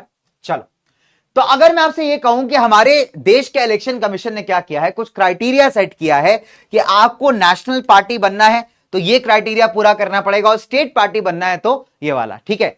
तो अगर आपने नेशनल पार्टी बनना है बच्चों, ठीक है, तो आपके भैया हमारे मोदी जी खुद आ गए दोस्तों, तो मित्रों क्या हाल चाल आप सभी के हैं, तो कैसे बनते हैं नेशनल पार्टी, आइए बताते हैं, मोदी जी खुद बता रहे हैं आपको, ठीक है। तो देखिए, नेशनल पार्टी बनने के लिए आपको लोकसभा के जो चुनाव होते हैं, हर 5 साल बाद होते हैं लोकसभा के चुनाव, ठीक है, उसमें आपको लगभग 6% ऑफ द टोटल वोट्स मिलने चाहिए, मतलब जितने टोटल वोट्स पड़े उसका 6% आपकी पार्टी को मिलना चाहिए। साथ ही साथ अगर इसमें नहीं मिला, लेट्स से लोकसभा चुनाव में नहीं मिला, ठीक है, तो मान लेते हैं अगर असेंबली इलेक्शंस हो रहे हैं 4 स्टेट्स के अंदर, तो वहां पे इतना परसेंट पूरा होना चाहिए, ठीक है। तो क्राइटेरिया बहुत सिंपल है, अगर कोई पार्टी किसी स्टेट्स में बहुत अच्छा परफॉर्म कर रही है तो भी वो बन सकती है नेशनल पार्टी, जैसे आम आदमी पार्टी बनी थी। आम आदमी पार्टी अगर आप देखोगे ना, तो नेशनल पार्टी कैसे बनी थी, क्योंकि उसका स्टेट का परफॉर्मेंस अच्छा था, ठीक है। तो ये क्राइटेरिया क्या कहता है नेशनल पार्टी बनने के लिए, कि लोकसभा चुनाव में जितने वोट डाले गए उसका 6% आपके पास होना चाहिए, या फिर जो असेंबली इलेक्शंस होते हैं, लेजिस्लेटिव असेंबली के जो चुनाव होते हैं ना दोस्तों स्टेट्स के अंदर, तो अगर 4 स्टेट्स में ऐसे चुनाव हुए हैं लेजिस्लेटिव असेंबली वाले, तो उनमें आपको लगभग इतना परसेंट वोट मिलना चाहिए। इसके अलावा और क्या चाहिए दोस्तों, 4 सीटें लोकसभा में, मतलब आपके 4 मेंबर ऑफ पार्लियामेंट होने चाहिए लोकसभा के अंदर मिनिमम, ठीक है। तो 4 सीटें, आपकी सीट का मतलब होता है भैया 1 एमपी के बराबर, ठीक है। तो सीट का मतलब बहुत क्लियर समझ लो आसान भाषा में, कि आपकी पार्टी का एक बंदा 1 एमपी जो है पहुंच गया लोकसभा में, दैट मींस आपकी 1 सीट कंफर्म हो गई, ठीक है। तो ये होता है सीट का कंसेप्ट। तो मतलब कुल मिला के बात ये कही जा रही है कि 4 सीटें जो है लोकसभा में आपको जीतनी है, और 6% टोटल वोट्स का आपके पास होना चाहिए, या तो लोकसभा चुनाव के अंदर या फिर 4 स्टेट के असेंबली इलेक्शंस के अंदर। तो अगर ये क्राइटेरिया फुलफिल कर पाती है आपकी पार्टी, तो आप बन जाओगे एक नेशनल पार्टी, ठीक है। चलिए, अब अगर मान लीजिए स्टेट में आपको बनना है, स्टेट पार्टी बनना है ना, तो स्टेट पार्टी बनने के लिए जो लेजिस्लेटिव असेंबली के चुनाव होते हैं ना दोस्तों, उसमें 6% ऑफ द टोटल वोट्स आपके पास होने चाहिए, मतलब जितने टोटल वोट्स डाले गए उसका 6% आपके पास होना चाहिए, और साथ ही साथ आपके पास होनी चाहिए एटलीस्ट 2 सीटें, ठीक है। तो याद रखिएगा, एक क्राइटेरिया पे क्वेश्चन आता है कई बार पेपर के अंदर कि स्टेट पार्टी बनने के लिए क्या चाहिए आपको, तो आप याद रखेंगे कि स्टेट पार्टी बनने के लिए जो आपके असेंबली इलेक्शंस होते हैं उनमें टोटल वोट्स का लगभग 6% आपके पास होना चाहिए, साथ ही साथ 2 सीटें जो है वो आपने यहां पे जीती होनी चाहिए, तब आप जाके स्टेट पार्टी का यहां पे आपको टैग दिया जाएगा, ठीक है। आई बात समझ में, चलिए, तो भाई ये हो गए स्टेट पार्टी और हमारे नेशनल पार्टी के क्राइटेरिया। अब इसी बात पे एक और क्वेश्चन आता हुआ आप सभी के लिए, आपके दिमाग को टेस्ट करते हुए, कि बताइए दोस्तों स्टेट पार्टी बनने के लिए आपको क्या क्राइटेरिया लगेगा। 4% वोट एंड 2 सीटें इन लोकसभा, स्टेट पार्टी है तो लोकसभा तो हटा ही देना, 6% vote in assembly election and 4 सीटें, 6% वोट एंड एटलीस्ट 2 सीटें, या 10% वोट और आपके 4 सीटें। तो 4 ऑप्शंस आपके पास। Your time starts right now. बहुत ही सिंपल प्यारा सा क्वेश्चन है, हमने जस्ट अभी पढ़ा है कि क्या रिक्वायरमेंट आपको लगती है, ठीक है। फटाफट से आ जाओ दोस्तों, फिर हम लोग बात करेंगे नेशनल पार्टीज की, बहुत मजा आएगा भाई, ठीक है। आज से 2 साल पहले वाला उड़ान वाला जो बैच था ना, उसके लिए मैंने एक रैप बनाया था, उन बच्चों को याद भी था, मैं तो वेरी सरप्राइज था, ठीक है। वो बच्चे आए थे भाई इस बार, तो अभी तो 12th में यार वो लोग, ठीक है, तो उनके लिए एक रैप बनाया था मैंने बढ़िया सा, आज ढूंढ रहा था वाला रैप, पता नहीं कहां खो गया मेरे से। ठीक है, तो बड़ा मस्त मस्त वाला रैप था वो।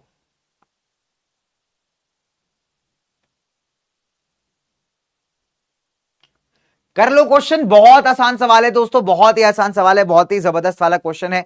चलिए सभी बच्चे आंसर करेंगे, बहुत ही सिंपल सा क्वेश्चन था। तो आई होप आपके पोल्स जो हैं खत्म हो गए हैं, क्या पोल्स आपके खत्म हो गए हैं? ठीक है, तो आंसर कर लेते हैं भाई। तो हमने क्या पढ़ा अभी बच्चों कि अगर आपने बनना है एक स्टेट पार्टी तो आपको कितना चाहिए? असेंबली वाले इलेक्शंस के लगभग 6% वोट्स, और एटलीस्ट आपने कितनी सीटें चाहिए आपको? बेटा 2 सीटें आपको चाहिए। ठीक है, तो ऑप्शन नंबर सी के साथ हम लोग जाएंगे यहां पे। तो option number C rocks guys, and here we go. क्या बात है, 65% बच्चों ने क्वेश्चन सही किया, बाकी परसेंट बच्चे गलत कर गए। बेटा ऑप्शन नंबर बी कैसे हो सकता है? देख बहुत सिंपल सी बात है, आपको एक दिमाग में याद रखना है कि ऑप्शन नंबर बी नहीं हो सकता। क्यों नहीं हो सकता? क्यों भाई? क्योंकि 6% वोट तो है, लेकिन यहां 4 सीटों की बात की जा रही, गलत है। जो कि मिनिमम 2 सीटें आपको चाहिए, 4 सीटें नहीं चाहिए भाई। हमने जस्ट अभी पढ़ा, हमने क्या पढ़ा अभी? अगर आपको स्टेट पार्टी बनना है तो मिनिमम 2 सीटें आपके पास होनी चाहिए। अगर आपको नेशनल पार्टी बनना है बेटा तो आपके पास मिनिमम 4 सीट लोकसभा में होनी चाहिए। ठीक है, तो ये ध्यान रखिएगा, नेशनल पार्टी के केस में 4 सीटें और स्टेट पार्टी के केस में सिर्फ 2 सीटें। Is that clear? तो यहां तक जो है अपने को एकदम बढ़िया तरीके से दिमाग में उतार लेना है फटाफट से। ठीक है, जिन बच्चों ने गड़बड़ की भाई, थोड़ा सा कंफ्यूज हो गए तुम लोग, तुमने 6% देखा लेकिन सीट्स यहां पे नहीं देखी। ठीक है, तो ध्यान से आंसर करना है, बहुत बढ़िया।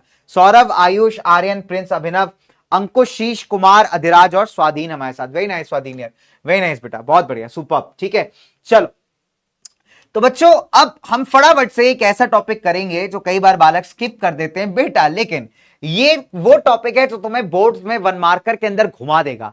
इस बार भी बच्चों ने कहा था कि सर जी 1 मार्कर में हम थोड़ा सा ट्विस्ट हो गए थे। द रीजन इज कि बहुत सारे बच्चे ना ये टॉपिक स्किप करके चले जाते हैं। This is about the description of the national parties, है ना, कि जो नेशनल पार्टीज है उनके बारे में डिस्क्रिप्शन दिया हुआ है। और आप देखोगे कि कई बार मैच द फॉलोइंग के फॉर्म में, फिल इन द ब्लैंक के फॉर्म में, असर्शन रीजन के फॉर्म में इनके डिस्क्रिप्शन से क्वेश्चन आ जाता है। सो दैट इज वाई हम स्किप नहीं कर सकते इस चीज को। ठीक है, कि सिर्फ मैं नाम बता दूं तुम्हें एंड दैट्स ऑल, तो ये काम नहीं चल पाएगा भाई। तो यहां पे तुम्हें थोड़ी मेहनत करनी पड़ेगी। ठीक है, so according to Election Commission of India अभी कितनी नेशनल पार्टीज हमारे देश में? 6 नेशनल पार्टीज है। ठीक है, so according to ECI, ECI कौन है? Election Commission of India. हमारे पास कितनी नेशनल पार्टीज हैं? There are 6 national parties. ठीक है, कितनी नेशनल पार्टीज हैं करेंटली? यहां पे 6 नेशनल पार्टी हैं। ठीक है, 6 नेशनल पार्टीज।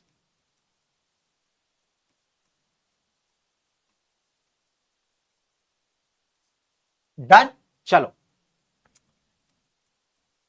तो बच्चे याद रखेंगे इलेक्शन कमीशन ऑफ इंडिया के हिसाब से कितनी पार्टीज है दोस्तों? यहां पे 6 नेशनल पार्टीज आपको जो है देखने को मिल जाती हैं। ठीक है, कौन कौन सी है? नंबर 1, सबसे पहले हम बात करेंगे केजरीवाल जी की, आम आदमी पार्टी। ठीक है, आम आदमी पार्टी, इनको तो आप जानते होंगे केजरीवाल जी को हमारे, है ना। तो मफलर ऐसे गर्मी में भी लगा के रखते हैं बेटा, ये टोपी पहनते हैं, झाड़ू इनका सिंबल है। ठीक है, जैसे आप देख पा रहे हो कि झाड़ू इनका सिंबल है। मजे की बात पता है क्या दोस्तों? जब ये आम आदमी पार्टी जिस आंदोलन से निकली है ना, उस आंदोलन में पार्टिसिपेट किया है भाई अपने। ठीक है, 2011 में आई वॉज इन क्लास 11, तो क्लास 11th में हमारे हमको अच्छे से याद है, हमारे लिए तो मजे की बात थी। अन्ना हजारे ने एक लोकपाल बिल था, उसके अगेंस्ट एक आंदोलन चलाया था। ठीक है, करप्शन के अगेंस्ट ऐसे ऐसे करके, और वहां पे ना एक नारा बड़ा पॉपुलर हुआ था कि अन्ना तुम संघर्ष करो, हम तुम्हारे साथ हैं। तो व्हाइट कपड़ों में, व्हाइट यूनिफॉर्म होती है ना, व्हाइट शर्ट व्हाइट पैंट, उसमें ऐसा कैंडल वैंडल लेके, झंडे वंडे लेकर के, एकदम प्रोटेस्ट वाले बैनर लेकर के भैया हम सब गए थे। ठीक है, स्कूल से बच्चे गए थे, बहुत मजा आया था। स्कूल के बाद आंदोलन कर रहे हैं एकदम जबरदस्त लेवल पे, वो फील आ रहा था यार कि एकदम कुछ चल रहा है, एकदम एकदम लंबे लंबे जुलूस निकल रहे हैं, अन्ना तुम संघर्ष करो, हम तुम्हारे साथ हैं। ठीक है, तो ये बहुत ज्यादा वायरल हो गया था। वो बात अलग है कि अन्ना हजारे तो साइड हो गए और पार्टी कौन बना लिया? पार्टी बना लिया अरविंद केजरीवाल। तो उस टाइम पे अन्ना हजारे के जो साथ चलते थे वो थे अरविंद केजरीवाल। ठीक है, इस पूरे मूवमेंट के ऊपर जो है ना एक मूवी आई थी सत्याग्रह करके, तो सत्याग्रह फ्लॉप हो गई थी, बहुत ही फ्लॉप मूवी थी, मूवी बेकार थी यार। ठीक है, तो एक मूवी आई थी सत्याग्रह करके, तो उसमें पूरी कहानी दिखाई गई है आंदोलन वाली, आप सर्च करोगे आपको वीडियोस आज भी मिल जाएंगे। ठीक है, तो 2011 की बात है, आई वाज इन क्लास 11, तो हम सब आंदोलन किए थे, और उसी आंदोलन का जो रिजल्ट था वो थी आम आदमी पार्टी। ठीक है, तो आम आदमी पार्टी का जन्म कहां से हुआ? 2011 वाले एंटी करप्शन मूवमेंट से। तो आम आदमी पार्टी जब स्टार्टिंग में बनी तो लोगों ने बड़ा ट्रस्ट किया, भाई अरविंद केजरीवाल आईएएस वाला बंदा है भैया, ईमानदार बंदा दिखाई दे रहा है। ठीक है, तो केजरीवाल साहब ने क्या किया भैया, यहां पे बना ली पार्टी। तो कब बनी है दोस्तों ये पार्टी, याद रखेंगे सभी बच्चे, ये पार्टी बनाई गई थी 26 नवंबर 2012 को। तो आप याद कर लीजिए साल 2012 में बनाई गई। कुणाल सर का क्लास 12th था, ठीक है, और 11th में सर ने आंदोलन में पार्टिसिपेट किया था, ठीक है। तो ये किससे निकली थी, 2011 के एंटी करप्शन मूवमेंट से। तो पार्टी को जब बनाया गया तो पार्टी ने कहा कि हम जो है ट्रांसपेरेंट पॉलिटिक्स करेंगे। अरविंद केजरीवाल बोले कि भैया हम साफ सुथरी राजनीति करेंगे। वो करा नहीं, वो बात अलग है कि मैं तो आम आदमी हूं, मैं तो आम आदमी हूं, आम आदमी, I am the common man, तो मैं कॉमन मैन की तरह राजनीति करूंगा। तो पार्टी का आइडिया क्या था, अकाउंटेबिलिटी, क्या आंसरेबल होंगे हम, साफ सुथरी राजनीति, clean administration, transparency and good governance. तो ये आइडियोलॉजी थी। अब देखो आइडियोलॉजी पे क्वेश्चन तुमसे पूछ सकता है कि बताइए आम आदमी पार्टी का आइडियोलॉजी क्या था। तो अब तक तो तुम्हें वायरल हो चुका होगा, अच्छी गवर्नेंस, ट्रांसपेरेंट पॉलिटिक्स, ठीक है, क्लीन गवर्नेंस। तो ये सब इनका आइडियोलॉजी था भाई, ठीक है। वो बात अलग है, फॉलो नहीं की उस आइडियोलॉजी को। तो एक साल के बाद, ये तो यार याद है बहुत अच्छे से कि मतलब आप जब आम आदमी पार्टी बनी ना तो देश के अंदर एकदम हल्ला मच गया था भाई, कौन सी पार्टी आ गई है, इतना भयंकर लोग सपोर्ट कर रहे हैं। तो बनने के एक साल के बाद आप ये मान लीजिए कि भाई साहब सेकंड लार्जेस्ट पार्टी थी दिल्ली लेजिस्लेटिव असेंबली में। तो दिल्ली का जो असेंबली है ना, दिल्ली का भी अपना सरकार, दिल्ली सरकार जो है, तो उसकी जो असेंबली के अंदर दूसरी सबसे बड़ी पार्टी थी वो थी आम आदमी पार्टी। और फॉर्मेशन के एक साल बाद, तो आप सोच सकते हो कितना ज्यादा पब्लिसाइज हुआ होगा उस टाइम पे।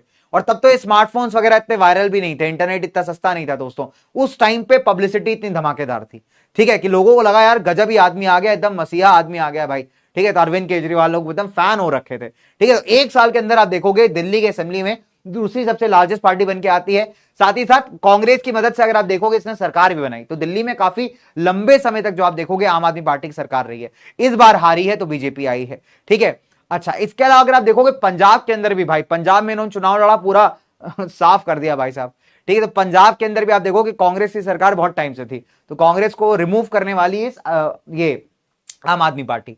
और अभी भी आप देखोगे तो पंजाब के अंदर जो है पार्टी सरकार किसका है, आम आदमी का, भगवंत मान इज द सीएम, ठीक है। तो हमने क्या देखा, दिल्ली और पंजाब में इसकी सरकारें रही हैं। इवन गुजरात यानी मोदी जी के घर के अंदर भी भाई साहब बढ़िया परफॉर्म किया है इसने, ठीक है। तो मोदी जी का जो घर है अपना गुजरात वाला, मतलब गुजरात की पॉलिटिक्स की अगर हम बात करें तो गुजरात असेंबली के अंदर अगर आप देखोगे 2022 में ये जो थी ना थर्ड फ्रंट थी, मतलब आप ये मान लीजिए अच्छे खासे मतलब सपोर्ट के साथ थी, ठीक है। तो ये हो गई आम आदमी पार्टी की बात। अच्छा, इसके अलावा हमने क्या देखा, 2019 के चुनाव में लोकसभा के अंदर आम आदमी को क्या मिला था, सिर्फ एक सीट मिला था, दैट्स ऑल। 2019 के लोकसभा चुनाव की बात कर रहा हूं, अभी की तो बात भी नहीं कर रहा। 2019 के लोकसभा चुनाव में इसको मिला था सिर्फ एक सीट। अब आप कहोगे सर ये नेशनल पार्टी कैसे बन गई, तो दोस्तों नेशनल पार्टी बनी है अपने स्टेट इलेक्शंस के दम पे, कि स्टेट में जो उसका परफॉर्मेंस था ना दिल्ली और पंजाब के अंदर, वो बहुत माइंड ब्लोइंग था। उसके अकॉर्डिंग अगर आप देखोगे तो उसको नेशनल पार्टी का दर्जा मिल जाता है। तो यह है आपके अरविंद केजरीवाल की आम आदमी पार्टी, चुनाव चिन्ह झाड़ू। तो चुनाव चिन्ह पे क्वेश्चन आ जाता है कई बार कि बताइए किस पॉलिटिकल पार्टी का सिंबल है, आपको झाड़ू दे देंगे, कहेंगे झाड़ू दे देंगे आपको, कहेंगे बताइए कौन से पॉलिटिकल पार्टी का सिंबल है, तो झाड़ू से आप समझ जाइएगा भैया अरविंद केजरीवाल, ठीक है। तो अरविंद केजरीवाल की आम आदमी पार्टी। अब आते हैं फटाफट से आगे चलते हैं बहुजन समाज पार्टी। अब ये एक ऐसी पार्टी है बेटा जो उत्तर प्रदेश की पॉलिटिक्स में बहुत डोमिनेट करती थी, ठीक है। एक जमाने में आप ये मान लीजिए कि मायावती बनती थी सीएम या तो मुलायम सिंह यादव बनते थे। तो उत्तर प्रदेश का पॉलिटिक्स ही डोमिनेट कर रखा था समाजवादी पार्टी ने, बहुजन समाज पार्टी ने। पावर ही इन्हीं दोनों में चेंज होती थी, ना कांग्रेस को मिलता था ना बीजेपी को मिलता था, ठीक है। तो मतलब it used to be that powerful party. But अभी क्या है, बहुजन समाज पार्टी का मतलब आप देखोगे उतना ज्यादा मतलब हाइप अप रह नहीं गया है, ठीक है। फिलहाल इनका जो चुनाव चिन्ह है बेटा, इससे क्वेश्चन आया था बोर्ड्स में, तो इनका जो चुनाव चिन्ह है दैट इज एलिफेंट, ठीक है। अब बहुजन समाज का मतलब ही होता है दोस्तों वो लोग जो काफी ज्यादा बैकवर्ड हो चुके हैं समाज के अंदर, जैसे हमारे दलित भाई लोग हो गए, रिलीजियस माइनॉरिटीज हो गए। तो इस पार्टी को माना जाता है कि भाई ये दलित की ओपन सपोर्टर है, जितने भी दलित भाई बहन है भाई उनके लिए काम करती है party, that is Bahujan Samaj party, right. सो 1984 में काशीराम की लीडरशिप में जो है इस पार्टी का फॉर्मेशन हुआ था। बहुजन समाज की सपोर्टर है। बहुजन समाज में कौन कौन आ जाता है, दलित, आदिवासी और other backward classes, religious minorities यानी जिनकी संख्या कम है, ये सब बहुजन समाज का हिस्सा है, ठीक है। तो इनकी ये सपोर्टर है। इसके अलावा इंस्पिरेशन कहां से मिलता है इस पार्टी को दोस्तों, हमारे सोशल रिफॉर्मर के आइडियाज से, जैसे पेरियार रामास्वामी, महात्मा फुले हो गए आपके, है ना, साहू महाराज हो गए, बाबा साहब अम्बेडकर हो गए। तो ये अगर आप देखोगे तो दलित्स के वेलफेयर के लिए बहुत ज्यादा काम करती है, तो ये आप याद रख लीजिए। तीसरी इंपॉर्टेंट बात, उत्तर प्रदेश में इसका मेजर बेस था। मैंने आपको बताया ना कि उत्तर प्रदेश में इसने अदर पार्टीज की मदद से कोएलिशन सरकार बहुत बार बनाई है। तो उत्तर प्रदेश के अलावा इसका प्रेजेंस आपको एमपी, छत्तीसगढ़, पंजाब, उत्तराखंड में मिल जाएगा। 19 के चुनाव में अगर आप 19 के लोकसभा इलेक्शन देखें तो इसको 3.63% वोट मिला था और 10 सीटें मिली थी, जो कि कंपैरेटिवली ठीक ठाक परफॉर्मेंस था। लेकिन अब अगर आप देखोगे 2024 ये जो 24 का चुनाव हुआ है उसमें तो खत्म ही है मामला बिल्कुल। ठीक है, तो हमने क्या देखा, 2019 के लोकसभा इलेक्शंस में 10 सीटें जीती थी इसने लोकसभा के अंदर और 3.63% वोट्स इसको मिले थे, जो फिलहाल बहुजन समाज पार्टी के मतलब कहते हैं ना ऑरा के हिसाब से काफी कम थे दोस्तों। राइट, क्यों बहुजन समाज में आपको बताया ना कि यूपी की पॉलिटिक्स में दो ही पार्टी डोमिनेट करती थी, या तो समाजवादी करती थी भाई, है ना, या तो फिर अपनी बहुजन समाज। और बहुजन समाज में भी जो इनकी जो चीफ है बहन जी मायावती, है ना, तो उन्होंने कई बार ऐसा यूपी सीएम जो है आप देखोगे अपना रोल निभाया है। तो यूपी के सीएम भी आप देखोगे दो ही बनते थे, या तो बहन जी मायावती बनती थी या तो मुलायम सिंह यादव बनते थे। तो ये इस तरीके के यूपी पॉलिटिक्स मतलब चला करता था। फिर बीजेपी आई भाई, उसके बाद से तो आपको पता ही है कि मतलब पूरा ही चेंज हो गया। ठीक है, चल तो let's talk about Bharatiya Janata party. अब भारतीय जनता पार्टी का आपको सिंबल पता होगा दोस्तों, है ना, kamal is the symbol, you lotus is the symbol. अब भारतीय जनता पार्टी दोस्तों बनाई कहां से गई, ये बड़ा इंटरेस्टिंग है। ठीक है, कि भारतीय जनता पार्टी बनाई गई थी भारतीय जनसंघ को रिवाइव करके। तो भारतीय जनसंघ की शुरुआत हुई थी श्यामा प्रसाद मुखर्जी द्वारा। तो श्यामा प्रसाद मुखर्जी ने 1951 में बनाया था भारतीय जनसंघ, बट कुछ टाइम बाद वो काफी मतलब डाउनग्रेड चला गया। फिर उसी को रिवाइव करके 1980s में बनाई जाती है आपकी द भारतीय जनता पार्टी। ठीक है, तो founded in 1980 by reviving the Bharatiya Jana Sangh, जिसको बनाया था श्यामा प्रसाद मुखर्जी ने।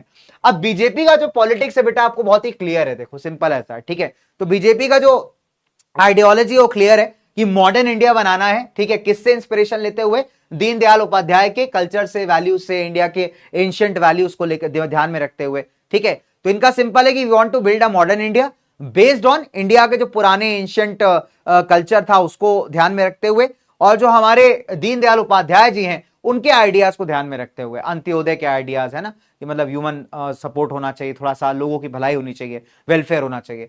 अब अगर मैं मेजर ऑब्जेक्टिव की बात करूं तो देखो, कल्चरल नेशनलिज्म या हिंदुत्व अगर आप देखेंगे तो बीजेपी का कोर आइडियोलॉजी है।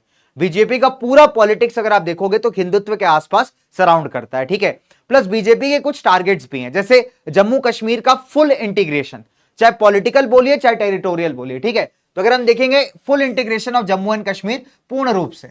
ठीक है, कि अगर हम बात करें चाहे पॉलिटिकल रूप से आप बात करिए, पॉलिटिकल तरीके से इंटीग्रेट करने की बात करिए, ठीक है, चाहे आप टेरिटरी वाइज बात करिए, तो पूरा जो कश्मीर है वो भारत का पार्ट होना चाहिए। ये इसका आप कह सकते हैं कोर आइडियोलॉजी है। इसके अलावा अगर आप देखोगे civil code irrespective of religion, आप किसी भी धर्म को फॉलो करते हो उससे कोई फर्क नहीं पड़ता, एक यूनिफॉर्म सिविल कोड होना चाहिए। ठीक है, तो ये भी इसका एक फिलॉसफी है, फंडामेंटल फिलॉसफी है।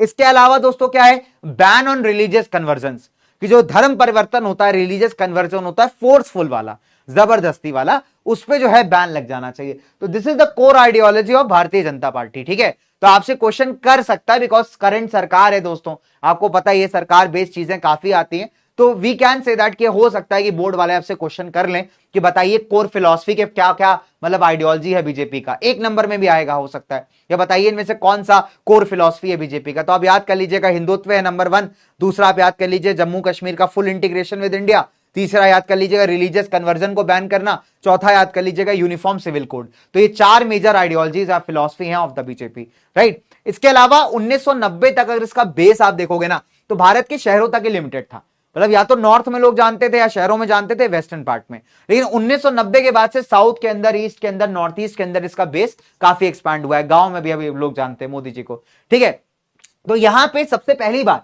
1998 में इसकी सरकार बनी थी, पावर में आई थी as the leader of NDA. तो आज भी एनडीए का ही पार्ट है दोस्तों, नेशनल डेमोक्रेटिक अलायंस का ही पार्ट है। ठीक है, 1998 में सबसे पहली बार पावर में आई थी। उसके बाद 2019 के चुनाव में तो भाई धमाकेदार इसने विक्ट्री जीता था, कि 2019 में आप देखोगे ना तब पूर्ण बहुमत से जीती थी।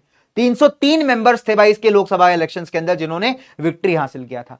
करेंटली अगर आप देखोगे तो देश को चला रही है जो एनडीए, जो आपकी अलायंस है, उसको जो है मतलब लीड करते हुए देश को रन कर रही है। So this is your Bharatiya Janata party. ठीक है, तो बेसिक इसलिए पढ़ा रहा हूं मैं आपको, बहुत डिटेल में ऐसा नहीं घुस रहा हूं, बिकॉज इसके कुछ कुछ आइडियोलॉजीज आपको पता होने चाहिए, पूरा रट्टा मारने की जरूरत नहीं है।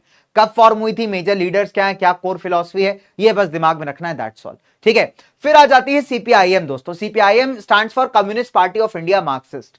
तो पहले जो नॉर्मल कम्युनिस्ट पार्टी थी ना दोस्तों, वो भी एक नेशनल पार्टी हुआ करती थी, बट अभी उसके पास वो स्टेटस है नहीं। तो communist party of India Marxist, Marxist का मतलब होता है जो कार्ल मार्क्स की आइडियोलॉजी में भरोसा रखते हैं। ठीक है, समाजवाद, सोशलिज्म की आइडियोलॉजी में जो भरोसा रखते हैं। ठीक है, तो ये वो वाली पार्टी है। तो 1964 में यहां पे फॉर्म हुआ था।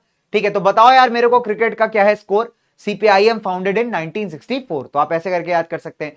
तो मार्क्सवाद में, और का जो लेनिन थे, लेनिन कौन थे? रशिया के, याद करो 9th क्लास में व्लादिमीर लेनिन के बारे में पढ़ा था।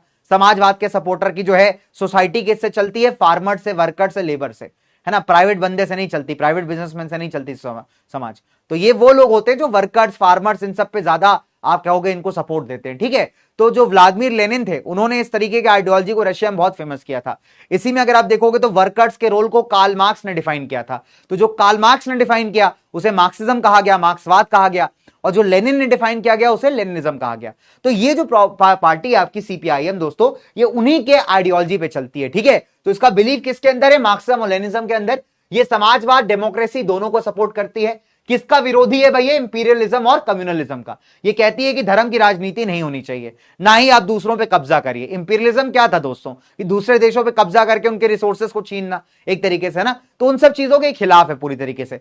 इसका मानना है कि देखिए, डेमोक्रेटिक चुनाव जो है ना, सबसे बेहतर तरीका है किसी भी प्रॉब्लम को सॉल्व करना। समाज में अगर सोशल और इकोनॉमिक प्रॉब्लम्स आपको सॉल्व करने हैं, लोगों को इंसाफ दिलाना है, जस्टिस दिलाना है, तो बेस्ट है कि चुनाव करवाइए, डेमोक्रेटिक इलेक्शंस करवाइए। This is the best way, ठीक है।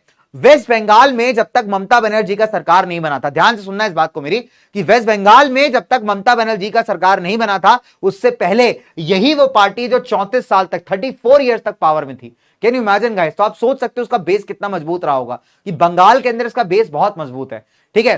तो इसको डिथ्रोन किया था आपकी तृणमूल कांग्रेस ने। तो तृणमूल कांग्रेस, ममता बनर्जी की जो पार्टी है, वो भी पहले एक नेशनल पार्टी थी, बट अब फिलहाल उसके पास स्टेटस नहीं रहा, ठीक है। तो तृणमूल कांग्रेस ने सीपीआईएम को डिथ्रोन किया था 34 साल के बाद। तो 34 साल तक ये विदाउट ब्रेक, अगर आप देखोगे ना, पावर में थी भाई।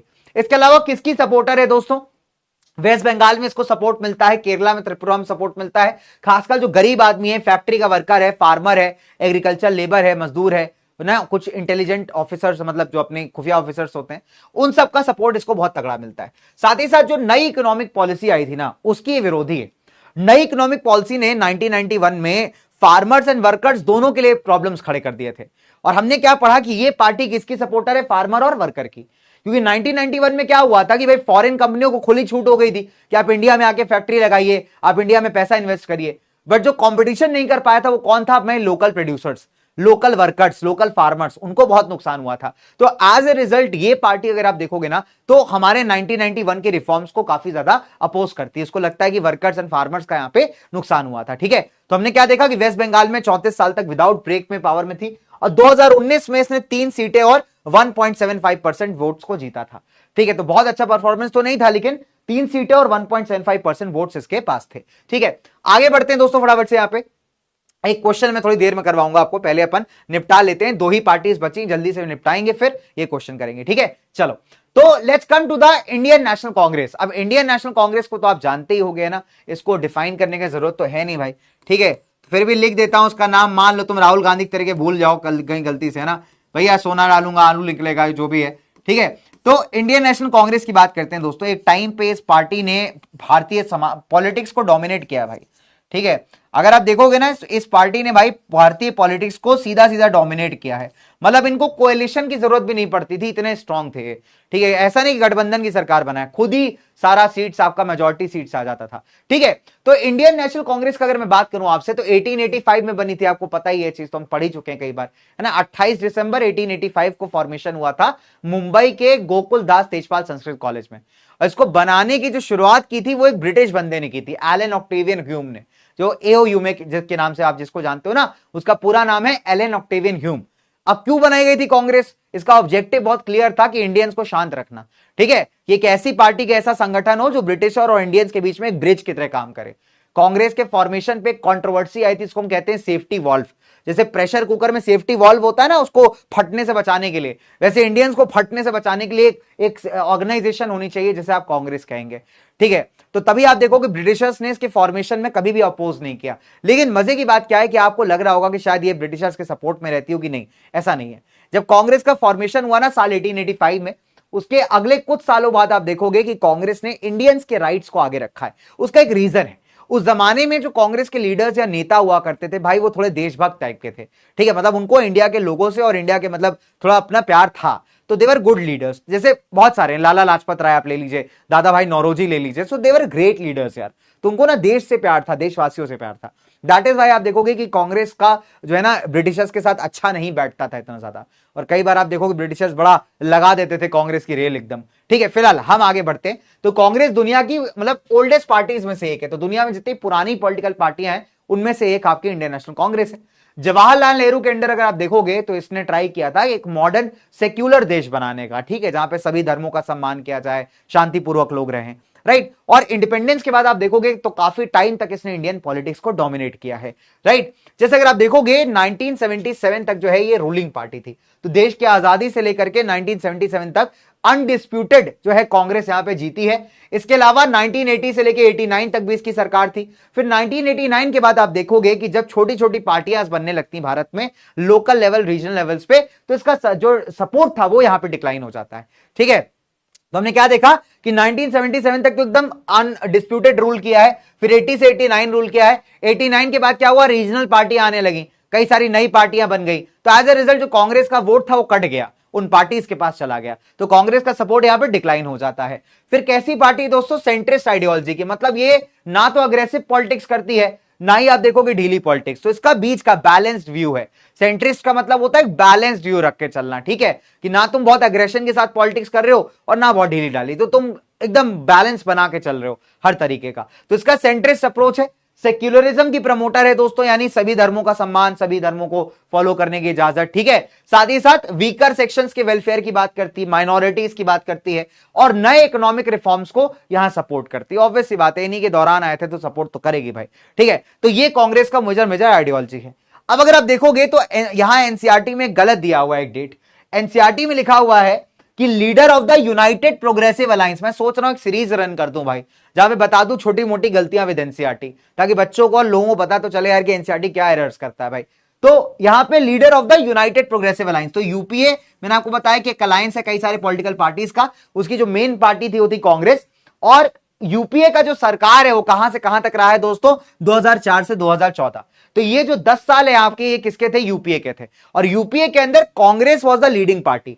अब एनसीईआरटी में गलती क्या है मैं आपको बता देता हूं। एनसीईआरटी ने लिखा हुआ है कि 2004 से 2019 तक जो है यूपीए ने लीड किया है, जो कि सरासर गलत है, क्योंकि 2014 में तो मोदी जी आ गए थे, तो कहां जाएंगे मोदी जी फिर, हैं मित्रों। ये कांग्रेस वाले किताबों में गलत छाप देते हैं। 2014 में मेरी सरकार आई थी, बताइए कोई बात है, बताइए कोई बात है। 2019 तक छाप दिया है, यूपीए की सरकार थी। ये कांग्रेस वाले धोखा दे रहे हैं, तो समझ रहे हो तुम। तो भैया 2014 में मोदी जी की सरकार बन गई थी चुनाव में, तो 2004 से लेके 14 तक यूपीए का सरकार था, 2019 तक नहीं था। एनसीईआरटी में गलत दिया हुआ है डेट, तो ये आप थोड़ा सा याद रखिएगा, ठीक है। तो 2019 लोकसभा इलेक्शंस में कितना मिला था इसको सीट, सिर्फ 52%, सॉरी 52 सीट, ठीक है। यार फिर ये फेफड़ा निकल गया भैया, फेफड़ा बार बार निकल जाता है दोस्तों, ठीक है। चलो, तो हमने क्या देखा कि 2019 के चुनाव में इसने 19.5% वोट्स और 52 सीटें यहां पे जीती थी। तो ये है भैया हमारे कांग्रेस की कहानी। अब फटाफट से आ जाते हैं हमारी लास्ट पॉलिटिकल पार्टी पे दोस्तों, है ना। तो लास्ट पॉलिटिकल पार्टी कौन सी हमारी बेटा है, नेशनल पीपल्स पार्टी, एनपीपी। तो एनपीपी का सिंबल बहुत इंपॉर्टेंट है, इससे क्वेश्चन आपसे पूछ सकता है सिंबल, बिकॉज इसका बहुत ज्यादा यूनिक सिंबल है, ठीक है। तो दैट इज वाई ये इंपॉर्टेंट हो जाता है पिक्चर बेस्ड सवाल के लिए, क्योंकि बाकी सबके सिंपल तो तुम्हें याद हो जाएंगे, इसका एनपीपी का तुमको जो है याद नहीं होगा। सो दैट इज वाई जो है this becomes a very very important symbol. तो याद रखिएगा, जहां किताब बनी और का और आ लिखा हो समझ जाएगा नेशनल पीपल्स पार्टी है। तो ये पार्टी दोस्तों भारत के नॉर्थ ईस्ट से पहली ऐसी पार्टी है जिसे नेशनल पार्टी का दर्जा दिया गया था, ठीक है। तो इसके लीडर कौन है, इसके लीडर है बेटा पीए संगमा। तो इसको फॉर्म कब किया गया था, 2013 में। तो 2013 में अपनी लाइफ की मैं दूसरी जॉब कर रहा था भाई, ठीक है। तो 2012 में आई पास आउट माई क्लास 12, उसके बाद पार्ट टाइम जॉब स्टार्ट कर दिया था स्कूल में करना, कॉलेज जाता था उसके बाद, ठीक है। तो 2012 में एक स्कूल में किया मैंने, 2013 में स्विच कर ली थी जॉब। तो 2013 में लाइफ की सेकंड ऑफिशियल जॉब में कर रहा था, ठीक है। तब ये पार्टी बनी है आपकी नेशनल पीपल्स पार्टी। लीडर कौन है, इसके लीडर है दोस्तों पीए संगमा, ठीक है। तो पहली ऐसी पॉलिटिकल पार्टी है नॉर्थ ईस्टर्न रीजन से देश के जिसे नेशनल पार्टी का दर्जा दिया गया है, ठीक है। दूसरी इंपॉर्टेंट बात दोस्तों, ये देश की डायवर्सिटी को यहां पे एक्सेप्ट करती है, और ये भी मानती है कि हर एक इलाके के अलग अलग चैलेंजेस होते हैं। ये सच्चाई भी है, हर इलाके के चैलेंज दोस्तों काफी अलग है, और इसका मानना है कि चैलेंजेस को आप कैसे सॉल्व कर सकते हैं एजुकेशन और एम्प्लॉयमेंट के थ्रू। काफी अच्छी सोच है। एजुकेशन और एम्प्लॉयमेंट दोस्तों कि अगर इंसान पढ़ा लिखा होगा, इंसान के पास रोजगार होगा तो चैलेंजेस यहां पे सॉल्व हो सकते हैं। इनका मानना है कि समाज के हर एक सेक्शन को यहां पे एम्पावरमेंट करना चाहिए, मतलब पावर देनी चाहिए, मतलब एक तरीके से उनको आगे बढ़ाना चाहिए जीवन में, उनको एजुकेट करके, उनको जॉब दे करके, तभी तो आप एम्पावर कर पाओगे किसी इंसान को। अगर आप जीवन में एम्पावर करना चाहते हो, आगे बढ़ाना चाहते हो, तो उसको आप पढ़ाइए लिखाइए, उसको नौकरी दीजिए, है ना, तभी तो इंसान आगे बढ़ेगा। और यही इसकी कोर फिलॉसफी है। कितनी बढ़िया फिलॉसफी है कि एजुकेशन और साथ ही साथ एम्प्लॉयमेंट, ये दो चीजें अगर आप लोगों को दे पाएंगे तो लोग क्या होंगे, आगे बढ़ेंगे, एम्पावर होंगे, और इस तरीके से आप प्रॉब्लम्स को सॉल्व कर पाएंगे। इसने मेघालय में सरकार बनाई थी दोस्तों, और नॉर्थ ईस्ट के अंदर इसका अच्छा प्रेजेंस है। लोकसभा की अगर हम बात करें तो इसको कितना सीट मिला था, एक ही सीट मिला था। लोकसभा चुनाव में इसने बहुत सीटें नहीं जीती। 2019 का जो चुनाव था उसमें एक ही सीट इसने सिक्योर किया था, लेकिन इसका जो स्टेट का परफॉर्मेंस है वो बहुत तगड़ा है। ठीक है, कि मेघालय के अंदर इसने सरकार बनाई दोस्तों, और साथ ही साथ जो स्टेट्स हैं, नॉर्थ ईस्टर्न स्टेट्स हैं, वहां पे इसका प्रेजेंस स्ट्रांग है, and that is why election commission ने इसको नेशनल पार्टी का दर्जा दिया था। ठीक है, तो लोकसभा चुनाव की बात करें तो उसमें तो सिर्फ एक ही सीट जीता है इसने, लेकिन स्टेट्स के अंदर performance is very very good. तो हमने कितनी पार्टियां पढ़ी दोस्तों, यहाँ पे हमने स्टार्ट किया था केजरीवाल जी से, आम आदमी पार्टी से, फिर हमने किसकी बात की, हमने बच्चों यहाँ पे बात की हमारे भारतीय जनता पार्टी की, हमने बात की इंडियन नेशनल कांग्रेस की, हमने बात की बहुजन समाज पार्टी की दोस्तों, हमने बात की कम्युनिस्ट पार्टी ऑफ इंडिया की, मार्क्सिस्ट वाली, और हमने बात की नेशनल पीपल्स पार्टी की। तो ये 6 बड़ी पार्टियां हैं, नेशनल पार्टीज हैं, जिनको Election Commission as a national party consider करता है। आई बात समझ में, आज तक बात समझ में आई दोस्तों? चलिए, अब जैसे हमने यहां पे आज के लास्ट टॉपिक को पढ़ लेते हैं, this is the last topic for the day. ठीक है, तो आखिरी टॉपिक है, तो टॉपिक खत्म अपना हो जाएगा दोस्तों, है ना, और चैलेंजेस हम लोग सैटरडे को कर लेंगे। तो हमने क्या पढ़ा बच्चों कि इन देखो अभी तक हमारे देश में क्या है, 6 नेशनल पार्टियां हैं। तो इन 6 नेशनल पार्टियों के अलावा भी बाकी जो मेजर पार्टीज है ना देश की, उन्हें हम क्या बोलते हैं, उन्हें इलेक्शन कमीशन क्या कहता है, उन्हें कहता है बेटा स्टेट पार्टीज। क्या कहता है दोस्तों, ये स्टेट पार्टी या रीजनल पार्टीज। तो हमने क्या देखा कि ये 6 बड़ी नेशनल पार्टीज को अगर हटा दिया जाए तो जो बाकी बची पार्टीज हैं आपकी, उनको इलेक्शन कमीशन क्या दर्जा देता है दोस्तों, स्टेट पार्टीज या रीजनल पार्टीज का। ठीक है, तो इनको कई बार हम लोग रीजनल पार्टीज के नाम से भी जानते हैं, राइट। इनमें से कुछ पार्टीज का जो प्रेजेंस है आप देखोगे कि नो डाउट जो है ना हमारा, मतलब आप कह सकते हो देश लेवल पे, नेशनल लेवल पे है, लेकिन इनका जो सक्सेस रेट है वो कुछ ही स्टेट्स के अंदर है। तो हम क्या देख पा रहे हैं बच्चों, इनमें से कुछ पार्टियां ऐसी हैं कि जिनका नो डाउट की प्रेजेंस तो पूरे देश भर में है, प्रेजेंस पूरे नेशन में है, लेकिन जो इनका परफॉर्मेंस है वो कहां आया है, एक पर्टिकुलर रीजन के अंदर। सो दैट इज व्हाई इनको रीजनल पार्टीज का टैग दे दिया गया है। एग्जाम्पल, समाजवादी पार्टी, अभी जैसे अखिलेश यादव जी की पीडीपी हो गई, राष्ट्रीय जनता दल हो गया, तो इनका देखो जो ऑर्गेनाइजेशन है वो तो नेशनल लेवल पे है। चाहे आप समाजवादी पार्टी की बात करिए, आप पीडीपी की बात करिए, आप राष्ट्रीय जनता दल की बात करिए, तो इन सभी का जो ऑर्गेनाइजेशन है, जो इन्फ्लुएंस है, वो है तो नेशनल लेवल पे, लेकिन अपने स्टेट्स में ज्यादा अच्छा परफॉर्म करती हैं। जैसे समाजवादी का परफॉर्मेंस जितना बढ़िया यूपी में, उतना बाकी जगह नहीं है। ठीक है, ऐसे आप देखोगे और भी कई सारी पार्टीज है जिनका अपने स्टेट्स के अंदर परफॉर्मेंस अच्छा है, लेकिन ऑल ओवर द कंट्री में नहीं है। तो that is why in parties को हमने रीजनल पार्टीज की कैटेगरी में रख दिया है। जैसे और एग्जांपल लूं तो बीजू जनता दल हो गया आपका, सिक्किम डेमोक्रेटिक फ्रंट हो गया, मिजो नेशनल फ्रंट हो गया, तेलंगाना राष्ट्र समिति हो गई। ये सब क्या है दोस्तों, अपनी स्टेट को लेकर के ज्यादा कॉन्शियस हैं। इनको लगता है कि इनके स्टेट की जो पॉलिटिक्स है वो ज्यादा इंपॉर्टेंट है कंपेयर टू द ओवरऑल देश की पॉलिटिक्स। ठीक है, सो ऐसी पार्टीज जो नो डाउट की हो सकता है कि देश के अंदर प्रेजेंस रखती हूं, लेकिन परफॉर्मेंस कहां पे अच्छा है उनका, स्टेट के अंदर या अपना इलाके में अच्छा है, उनको हम कहते हैं रीजनल पार्टीज या स्टेट पार्टीज। ठीक है, तो याद रखिएगा इस चीज को कि स्टेट के अंदर, रीजन के अंदर इनका परफॉर्मेंस ज्यादा अच्छा था, हेंस इलेक्शन कमीशन इन्हें रीजनल पार्टीज का दर्जा देता है। ठीक है, अब पिछले 3 डेकेड्स में, अगर पिछले 30 सालों में अगर आप देखोगे, लास्ट 30 इयर्स की अगर मैं बात करूं, पिछले 30 सालों की बेटा अगर मैं आपसे बात करूं यहां पे, ठीक है, तो जो नंबर और स्ट्रेंथ है ऐसे पार्टीज का वो काफी एक्सपैंड हुआ है, और इसी वजह से भारत का जो पार्लियामेंट है बेटा वो ज्यादा डाइवर्स भी हो गया। बिकॉज आज आपको पता है कि सरकार कैसे बनती, कोएलिशन की बनती मोस्ट ऑफ द टाइम। तो दैट मींस एक बड़ी नेशनल पार्टी को इन छोटी पार्टीज के साथ या रीजनल पार्टीज के साथ हाथ मिलाना पड़ता है। ठीक है, और हाथ मिलाओगे तो ऑब्वियसली बात है, इनको पोजीशन भी आप दोगे, है ना। तो दैट इज व्हाई हम देख पाते हैं कि इन रीजनल पार्टीज का जो नंबर बढ़ा है वो इंडियन डेमोक्रेसी के लिए फायदेमंद है। बिकॉज अभी क्या है, ज्यादा वैरायटी के जो रिप्रेजेंटेटिव्स हैं वो पार्लियामेंट के अंदर आपको देखने को मिल जाते हैं। ठीक है, तो क्वेश्चन आपको दे सकता है, यहां पे ये क्वेश्चन आपको ऐसे दे देगा, यहां पे आपको इस तरीके से क्वेश्चन मार्क्स डाल देगा और कहेगा बताइए, डिस्कस करिए।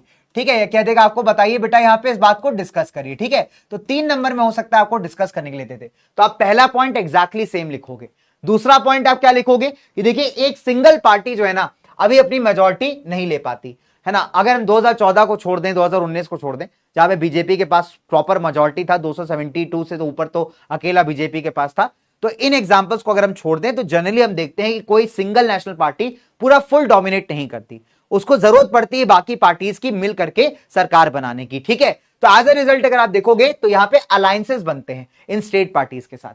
1996 से दोस्तों नियरली अगर आप देखोगे every one of the state parties को मौका मिला है पावर में आने का। तो अगर हम बात करें 1996 के बाद से, तो हर बार मतलब एक ना एक बार तो ऐसा हुआ है कि स्टेट पार्टी को, रीजनल पार्टी को मौका मिला हो यहां पे सरकार का हिस्सा बनने का, सरकार का पार्ट बनने का, ठीक है। चलिए, एंड इससे क्या हुआ दोस्तों, देश का जो डेमोक्रेसी एंड फेडरलिज्म है वो काफी ज्यादा भाई भारत के अंदर इंप्रूव हो चुका है। ऑब्वियसली बात है, पहले जब कांग्रेस कह रहा था 1977 तक पूरे हर, चाहे स्टेट में ले लीजिए चाहे देश में ले लीजिए, सब जगह कांग्रेस का सरकार बनता था, और जहां नहीं बनता था वहां लोग पार्टी को ही हटा देते थे। तो एज ए रिजल्ट आप देखोगे देश के अंदर ना डेमोक्रेसी इतनी जबरदस्त थी नहीं, राइट, बिकॉज एक ही पार्टी डोमिनेट कर रही है, सब जगह वही है, तो ऑब्वियसली बात अपनी मनमानी चलाएगी। बट क्या हुआ कि जब ये छोटी पार्टीज आना स्टार्ट हुई, रीजनल पार्टीज आना स्टार्ट हुई, तो सिंगल पार्टी के लिए डोमिनेट करना या चुनाव को पूर्ण बहुमत से जीतना, फुल मेजॉरिटी से जीतना मुश्किल हो गया, है ना। फिर किसकी जरूरत पड़ने लगी, इन पार्टीज की, तो इन पार्टीज के साथ अलायंस बनाने की, और जब आप अलायंस बनाओगे तो ऑब्वियसली बात है पावर को डिवाइड करना पड़ेगा, शेयर करना पड़ेगा, और अगर पावर शेयर हो रही है तो ऑब्वियसली बात है देश में फेडरलिज्म और डेमोक्रेसी दोनों ही यहां पे मजबूत हो रहे हैं। सो that is the importance of the state parties. ये क्वेश्चन आपको डिस्कस करने को दे सकता है दोस्तों, या तो पहली लाइन दे देगा कहेगा डिस्कस करिए, या तो आखिरी लाइन दे देगा दोस्तों और कहेगा डिस्कस करिए, ठीक है। तो जो भी आपको दे, आपको ये 4 पॉइंट एज इट इज उठा के लिख देने हैं, पूरे नंबर आपको मिलने वाले बोर्ड एग्जाम्स में। Is that clear? बात समझ में आई यहां तक? चलिए, तो आज की कहानी को हम लोग यहीं तक रखेंगे। ये एक मैप है आपके एनसीईआरटी में जिसमें आप देख सकते हो कौन कौन सी रीजनल पार्टीज हैं। जैसे कुछ एग्जांपल्स मैं आपको देता हूं, अगर मैं जम्मू कश्मीर में आ जाऊं, तो जम्मू कश्मीर को ऐसा ले लेते हैं भाई, अब तो ठीक है। तो अगर मैं जम्मू कश्मीर की बात करूं तो जम्मू कश्मीर की ना 3 रीजनल पार्टी बहुत फेमस है, और देखो सरकार भी मोस्टली वही बना पाती है, ठीक है। Jammu Kashmir People's Democratic Party, National Panthers Party और नेशनल कॉन्फ्रेंस। फिर ऐसे अगर आप आ जाइए फॉर एग्जांपल पंजाब में, तो मैंने कहा पंजाब में आम आदमी पार्टी का चलता है भाई, इसके अलावा शिरोमणि अकाली दल हो गया। हरियाणा में आप देखिए इंडियन नेशनल लोक दल का बहुत चलता है, ठीक है। दिल्ली के अंदर आप देखोगे दोस्तों तो दिल्ली में भी अपना जो है आम आदमी पार्टी का अच्छा खासा रौला था, अब तो खत्म हो गया मित्र, ठीक है। महाराष्ट्र में आप आ जाइए, महाराष्ट्र के अंदर आप देखो शिवसेना बहुत ज्यादा डोमिनेट करती है, ठीक है। महाराष्ट्र नवनिर्माण सेना डोमिनेट करती है। इसके अलावा गोवा में आ जाओ तो गोवा में आपकी गोमंतक पार्टी हो गई, गोवा पार्टी फॉरवर्ड पार्टी हो गई, ठीक। कर्नाटक में आ जाइए जनता दल सेक्युलर हो गई, केरला में भी इसका प्रेजेंस है दोस्तों। फिर केरला की कांग्रेस, केरला कांग्रेस हो गई, ठीक है। फिर आपका अगर आप तेलंगाना में चले जाइए तो तेलंगाना के अंदर दोस्तों आपके पास आ जाता है तेलंगाना राष्ट्र समिति, बहुत ही फेमस पॉलिटिकल पार्टी है वहां पे। All India Majlise Ittehadul Muslimeen. तो मतलब एक एग्जांपल मैं आपको दे रहा हूं कि अगर आप इन स्टेट्स की बात करोगे ना खासकर, तो यहां पे रीजनल पार्टीज बहुत ज्यादा डोमिनेट करती हैं, ठीक है। और अगर हम देश में बात करें तो देश में जो बड़ी पार्टियां ना उनको भी इनका मदद लगता है सरकार बनाने के लिए। सो that is what has improved democracy and federalism in India, ठीक है। चलिए, तो मिजोरम के अंदर आप जैसे चले जाओ तो मिजो नेशनल फ्रंट हो गया, मिजोरम नेशनल पार्टी हो गई, मिजोरम पीपल्स कॉन्फ्रेंस हो गया, ठीक है। फिर आप मणिपुर आ जाइए तो पीपल्स डेमोक्रेटिक अलायंस हो गया। तो ये अलग अलग पार्टीज है। नागालैंड चले आइए, नागा पीपल फ्रंट हो गया, ठीक है। आसाम में असम गण परिषद बहुत इंपॉर्टेंट है, बोडोलैंड बहुत इंपॉर्टेंट है। बिहार में आ जाइए, बिहार में आप पॉलिटिक्स देखिए, बिहार के अंदर तो भाई साहब जबरदस्त आप देखोगे रीजनल पार्टीज का चलता है।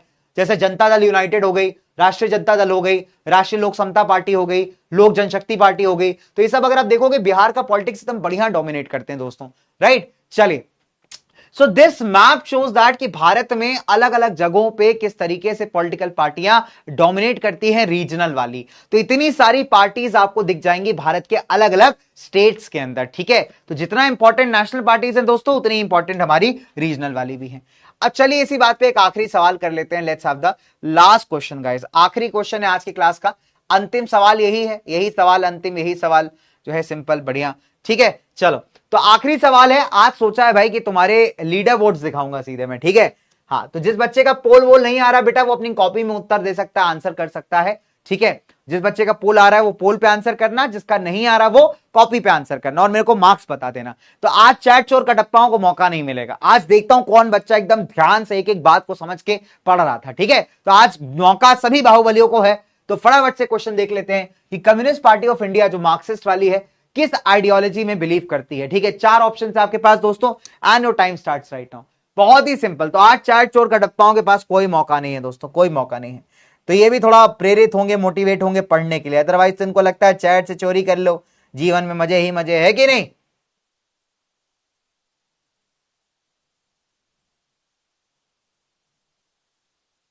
करो भाई करो, आंसर बहुत सिंपल है बेटा, बहुत ही इजी क्वेश्चन है, very very easy question guys. फटाफट से कर लो भाई। चैट चोर का टप्पा हमारे बेचारे जो है बहुत दुखी, बहुत ही ज्यादा दुखी हैं। कह रहे हैं सर अच्छा सिला दिया आपने हमारे प्यार का, चैट चोर का टप्पा से छीन लिया घर बार का, है कि नहीं। चैट चोर का टप्पाओं को मौका नहीं दे के, छिपा दिया पोल मैंने चैट ऑफ करके, है कि नहीं। चलो, ओ माय गॉड भैया ये तुम चिपक जाओ यार, चिपक जाओ प्लीज यार प्लीज। चलो करेक्ट आंसर क्या है, correct answer option number B, that is मार्क्सवाद और व्लादिमीर लेनिन के विचार and for socio economic justice. ठीक है, चलिए तो ऑप्शन नंबर बी के साथ जाएंगे दोस्तों। क्या बात है, 82% बच्चों ने काफी अच्छा किया है। कुछ चैट चोर कटप्पाओं के पास मौका ही नहीं था कि वो बेचारे जो है यहाँ पे चैट से चीट कर पाए। बहुत बढ़िया लगा। कल्चरल नेशनलिज्म बच्चे, हिंदुत्व तो बीजेपी का फिलॉसफी है ना। ठीक है, चलो तो उड़ान सॉल्वर भैया, प्रिंस हमारे साथ, सादगी एंड शौर्य, अभिनव, सौरभ, आशीर्वाद, जफर, निश्चय, सुप्रवत और अधिराज। क्या बात है दोस्तों। अब इसी बात पे जो है बढ़िया से जो है आपका एकदम बढ़िया से जो है दिखा दिया जाए आपको लीडर बोर्ड्स, चैट्स आपकी ओपन ओपन करके। ठीक है, तो चैट्स आपकी ओपन कर लेता हूं मैं यहाँ पे। और ये आपको पता ही है हमारे सैंपल पेपर का किताब, बेहतरीन ओपी लेवल का किताब भाई। ठीक है, बहुत सारा बच्चा प्रैक्टिस कर रहा है। तो और चैट्स और कटप्पाओं के दर्द को खत्म करते हैं, लीडर बोर्ड्स को ऑन करते हैं। ठीक है, तो ये रहे लीडर बोर्ड्स भाई। प्रिंस हमारे साथ हैं, सादगी तो हमारी जरा देखिए क्या बात है, सादगी एंड शौर्य हमारे साथ हैं, Prince, Adhiraj, Abhinav, Saurabh, Swadhin, free fly player, Anushka as usual, Rudra Rathore. क्या बात है बेटा, बहुत बढ़िया। तो भाई हमारे बहुत सारे बच्चे, ओके बाय बाय बच्चा पार्टी। गुड बाय और बाय में फर्क क्या होता है, गुड बाय और बाय में वर्क क्या होता है। गुड बाय हम तब बोलते हैं जब आप आखिरी बार किसी से मिल रहे होते हो, अगले फ्यूचर में मिलने के चांसेस बहुत कम होते हैं। बाय आप तब बोलते हो बेटा जब आप किसी से आज आपकी मुलाकात खत्म हो रही होती है और आप अगेन दोबारा मिलने वाले होते हो। तो अभी कभी भी आप किसी को बाय बोलिएगा तो याद रखिएगा उस इंसान को बोलना है जिससे आप मिलने वाले हो। जैसे मेरे साथ सैटरडे को मिलोगे, ठीक है। गुड बाय उस इंसान को बोलना है जिससे आप फ्यूचर में काफी लंबे समय तक नहीं मिलने वाले, या हो सकता है कभी नहीं मिलने वाले, उसको हम कहते हैं गुड बाय। ठीक है, तो ये छोटा सा डिफरेंस है अंग्रेजी का जो आप याद रख सकते हैं। Isn't it 4 on 5। क्या बात है, क्या बात है। ओके, गाना सुनाई दियो सर, हैं जी सर जी, गाना सुना दो। कौन गाना सुनाओ तुमको। ठीक है, क्या बात है, कौन है गाना सुनाते भैया। बहुत है बढ़िया, कौन गाना बढ़िया चल नहीं रहा है यार आजकल। कुछ गाना ना जो है सोच के आऊंगा अगली बार, है ना। अब सर्दी का मौसम आ रहा है ना, तो एकदम गजब बच्चे डूबे डूबे हुए हैं।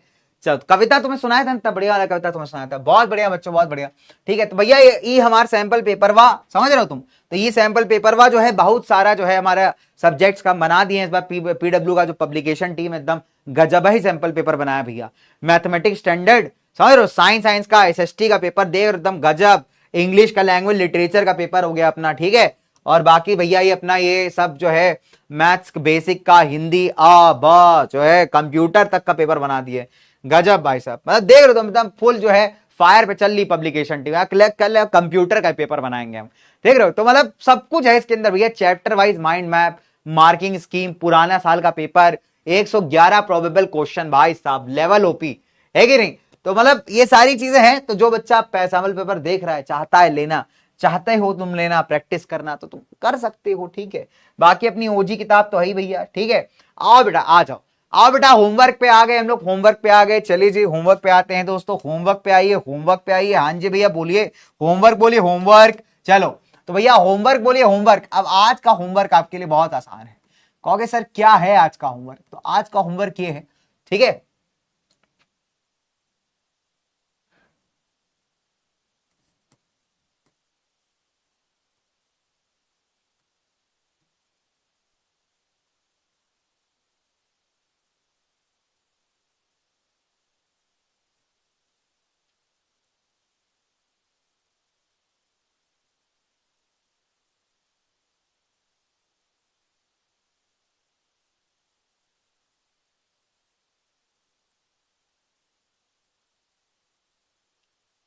स्ट्रेंथनिंग ऑफ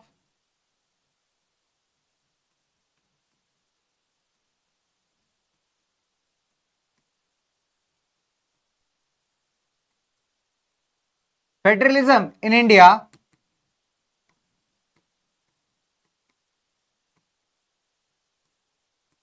अब थोड़ा लैंग्वेज बदलते हैं, ठीक है। तो give reasons to support the statement.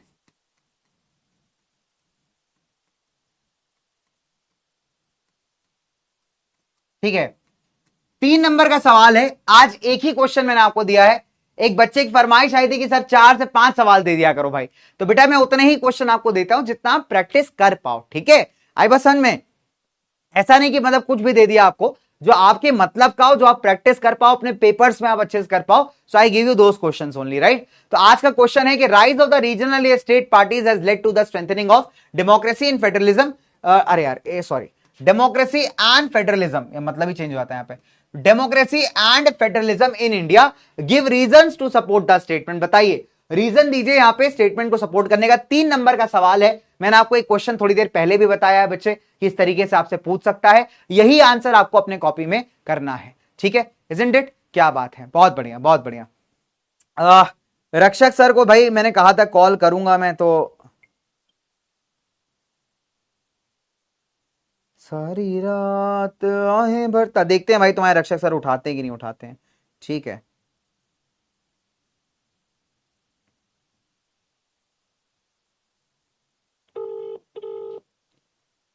लगा रहा हूं कॉल। सर गुड इवनिंग, क्या हाल चाल? Hello hello hello hello sir ji, class में हो क्या आप? सर ये लो यार भाई, कॉल नहीं लग रहा सरकार को, मिलाता हूं दोबारा से।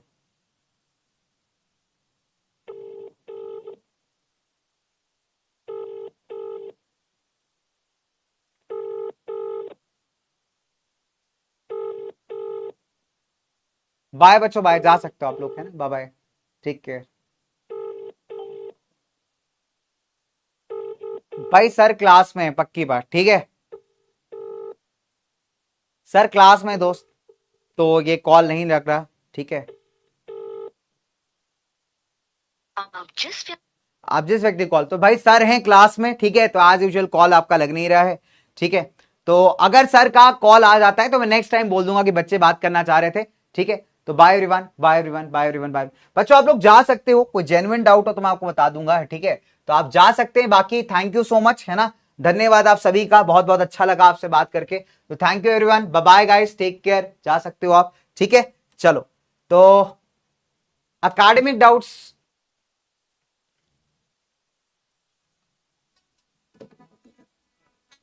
सर उड़ान की क्लास में हूँ, बच्चे आपको बड़ा मिस कर रहे थे, मतलब पूछ रहे थे अच्छा रक्षक सर कहाँ अच्छा है, अच्छा रक्षक सर अच्छा। कहाँ है। अरे सर जी, मेरी एक बार स्पीकर पे रखवा दो फोन। स्पीकर पे ही हूँ मैं, स्पीकर पे ही अच्छा हूँ। स्पीकर पे, अच्छा हाँ अच्छा अच्छा स्पीकर पे अच्छा। ही हाँ हूँ। भाई, क्या हाल चाल, पिजन सन पिजन, आज कैसे हैं सभी?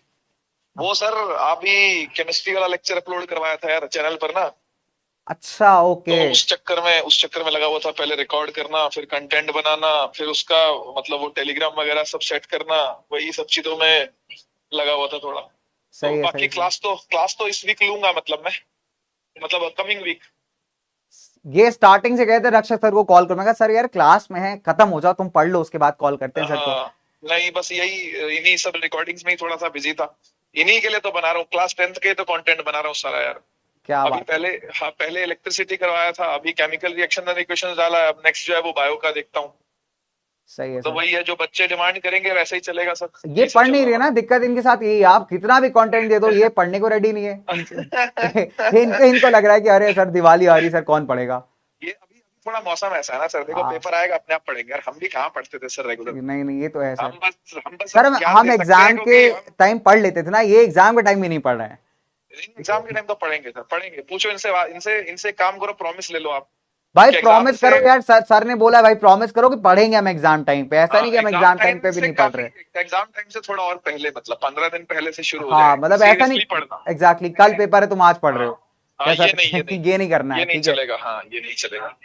क्या बात, बच्चे बिल्कुल लिख रहे हैं sir. Sir miss you sir, miss you sir, मतलब बहुत सारे बच्चे एकदम एकदम स्पैम बस कर रहे मैं हैं। बस मैं बस मैं लेने ही वाला हूँ क्लास यार, बोल दो इनको, है ना। भाई भाई क्लास सर लेने वाले हैं तुम्हारी, तो वहां पे तुमसे मिल लेंगे सर क्लास में। इस वीक हो जाएगी पक्का क्लास, ठीक है ना, मैं ठीक है, लगवाता हूँ। क्या बात है, इस वीक सर क्लास लेंगे, ठीक है।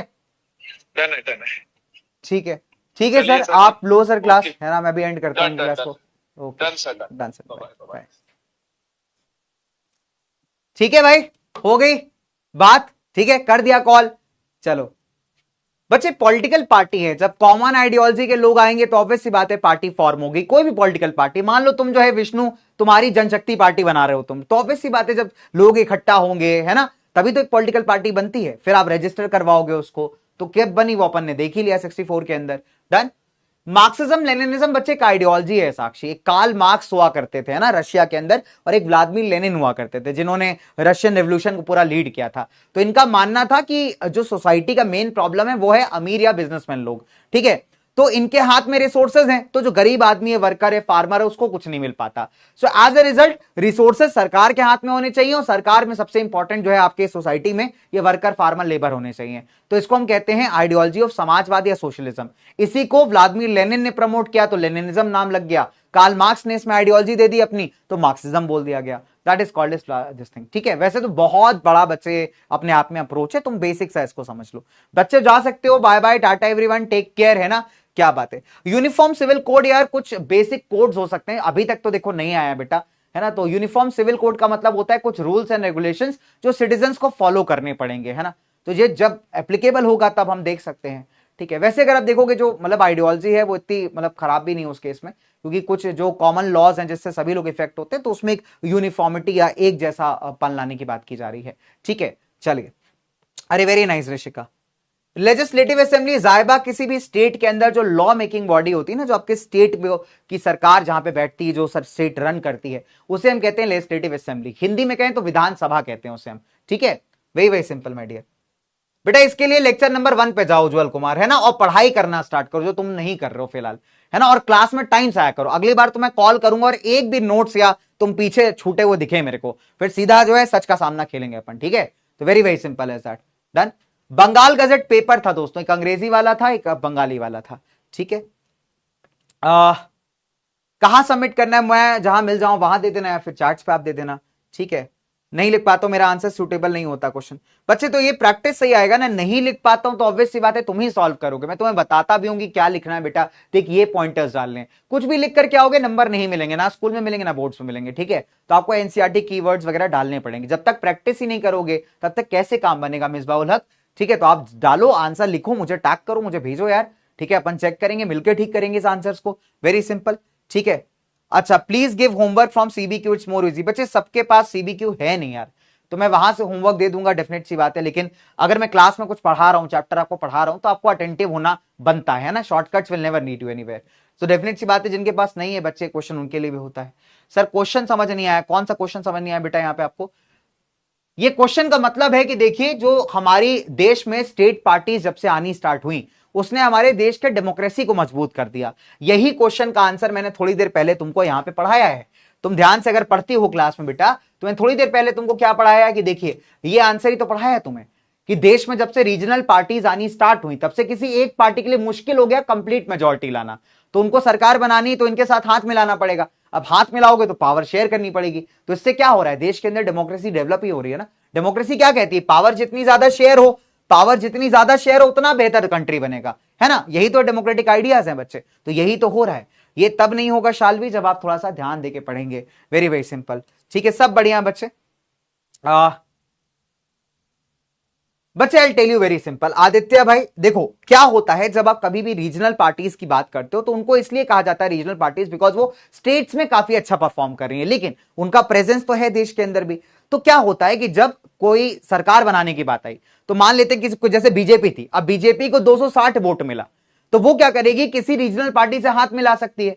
तो भाई चुनाव तो वो भी लड़ी होंगी, ऐसा थोड़ी कि नहीं लड़ी होंगी, लोकसभा चुनाव तो लड़ी होंगी, तो अपने अपने तरफ का तो उनके पास वोट होगा, सीट होगा ना। तो अगर मान लो बीजेपी उनके साथ हाथ मिला लेती है, तो उनका सीट और बीजेपी का सीट मिला करके क्राइटेरिया पूरा कर लेगा, तो वो बन जाएगी कोएलिशन की गवर्नमेंट, गठबंधन की सरकार, जैसे अभी हमारे देश में है। आप देखो ना, हमारे देश के अंदर है कि नहीं। लेकिन एक चीज होगी कि जिससे आपने हाथ मिलाया उसको भी थोड़ा बहुत आपको जो है पावर शेयर करना पड़ेगा। तो इस तरीके से तो सरकार बनती है ना दोस्तों। तो रीजनल पार्टी का मतलब ये होता है कि भाई अपने इलाके में काफी बढ़िया फाइट कर रही है। इसका मतलब ये थोड़ी कि लोकसभा चुनाव नहीं फाइट करेगी, सिर्फ स्टेट इलेक्शंस फाइट करेगी, नहीं, लोकसभा चुनाव बिल्कुल फाइट कर सकती है। वो फाइट कर सकती है, कुछ सीटें हो सकता है जीत भी जाए, और आगे जाके किसी बड़ी पार्टी से हाथ मिला ले तो नेशनल गवर्नमेंट का भी पार्ट बन सकती है। इस तरीके से राजनीति चलती है मेरे बच्चे। ठीक है, बात समझ में आई बेटा हमारे आदित्य भाई? चलिए, तो बहुत सारे प्यारे प्यारे बालक यार, रोज अपनी क्लासेस काफी लंबी हो जा रही है क्योंकि कुछ बच्चों के समस्याएं हैं, डाउट्स हैं ना, जो बालक थोड़े से नटखट है हमारे। चलो, तो भाई बातचीत करवा दी, सर ने भी तुम्हें बोल दिया कि प्रॉमिस करो कि भाई अच्छे से पढ़ाई करोगे। मैं भी तुमसे सेम चीज बोल रहा हूं, ठीक है? अच्छे से होमवर्क करिए, डीपीपीस करिए, जो होमवर्क देता हूं उसको ध्यान से करो, क्लास के नोट्स को बहुत अच्छे से ध्यान से करो। And believe me guys, SST के अंदर फोड़ क्या होगा एग्जाम्स में तुम।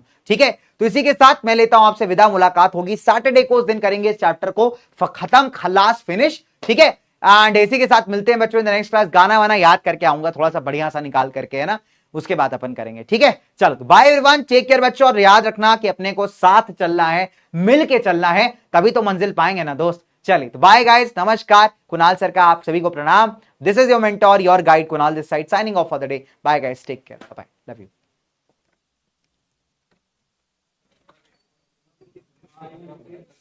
अनिकेत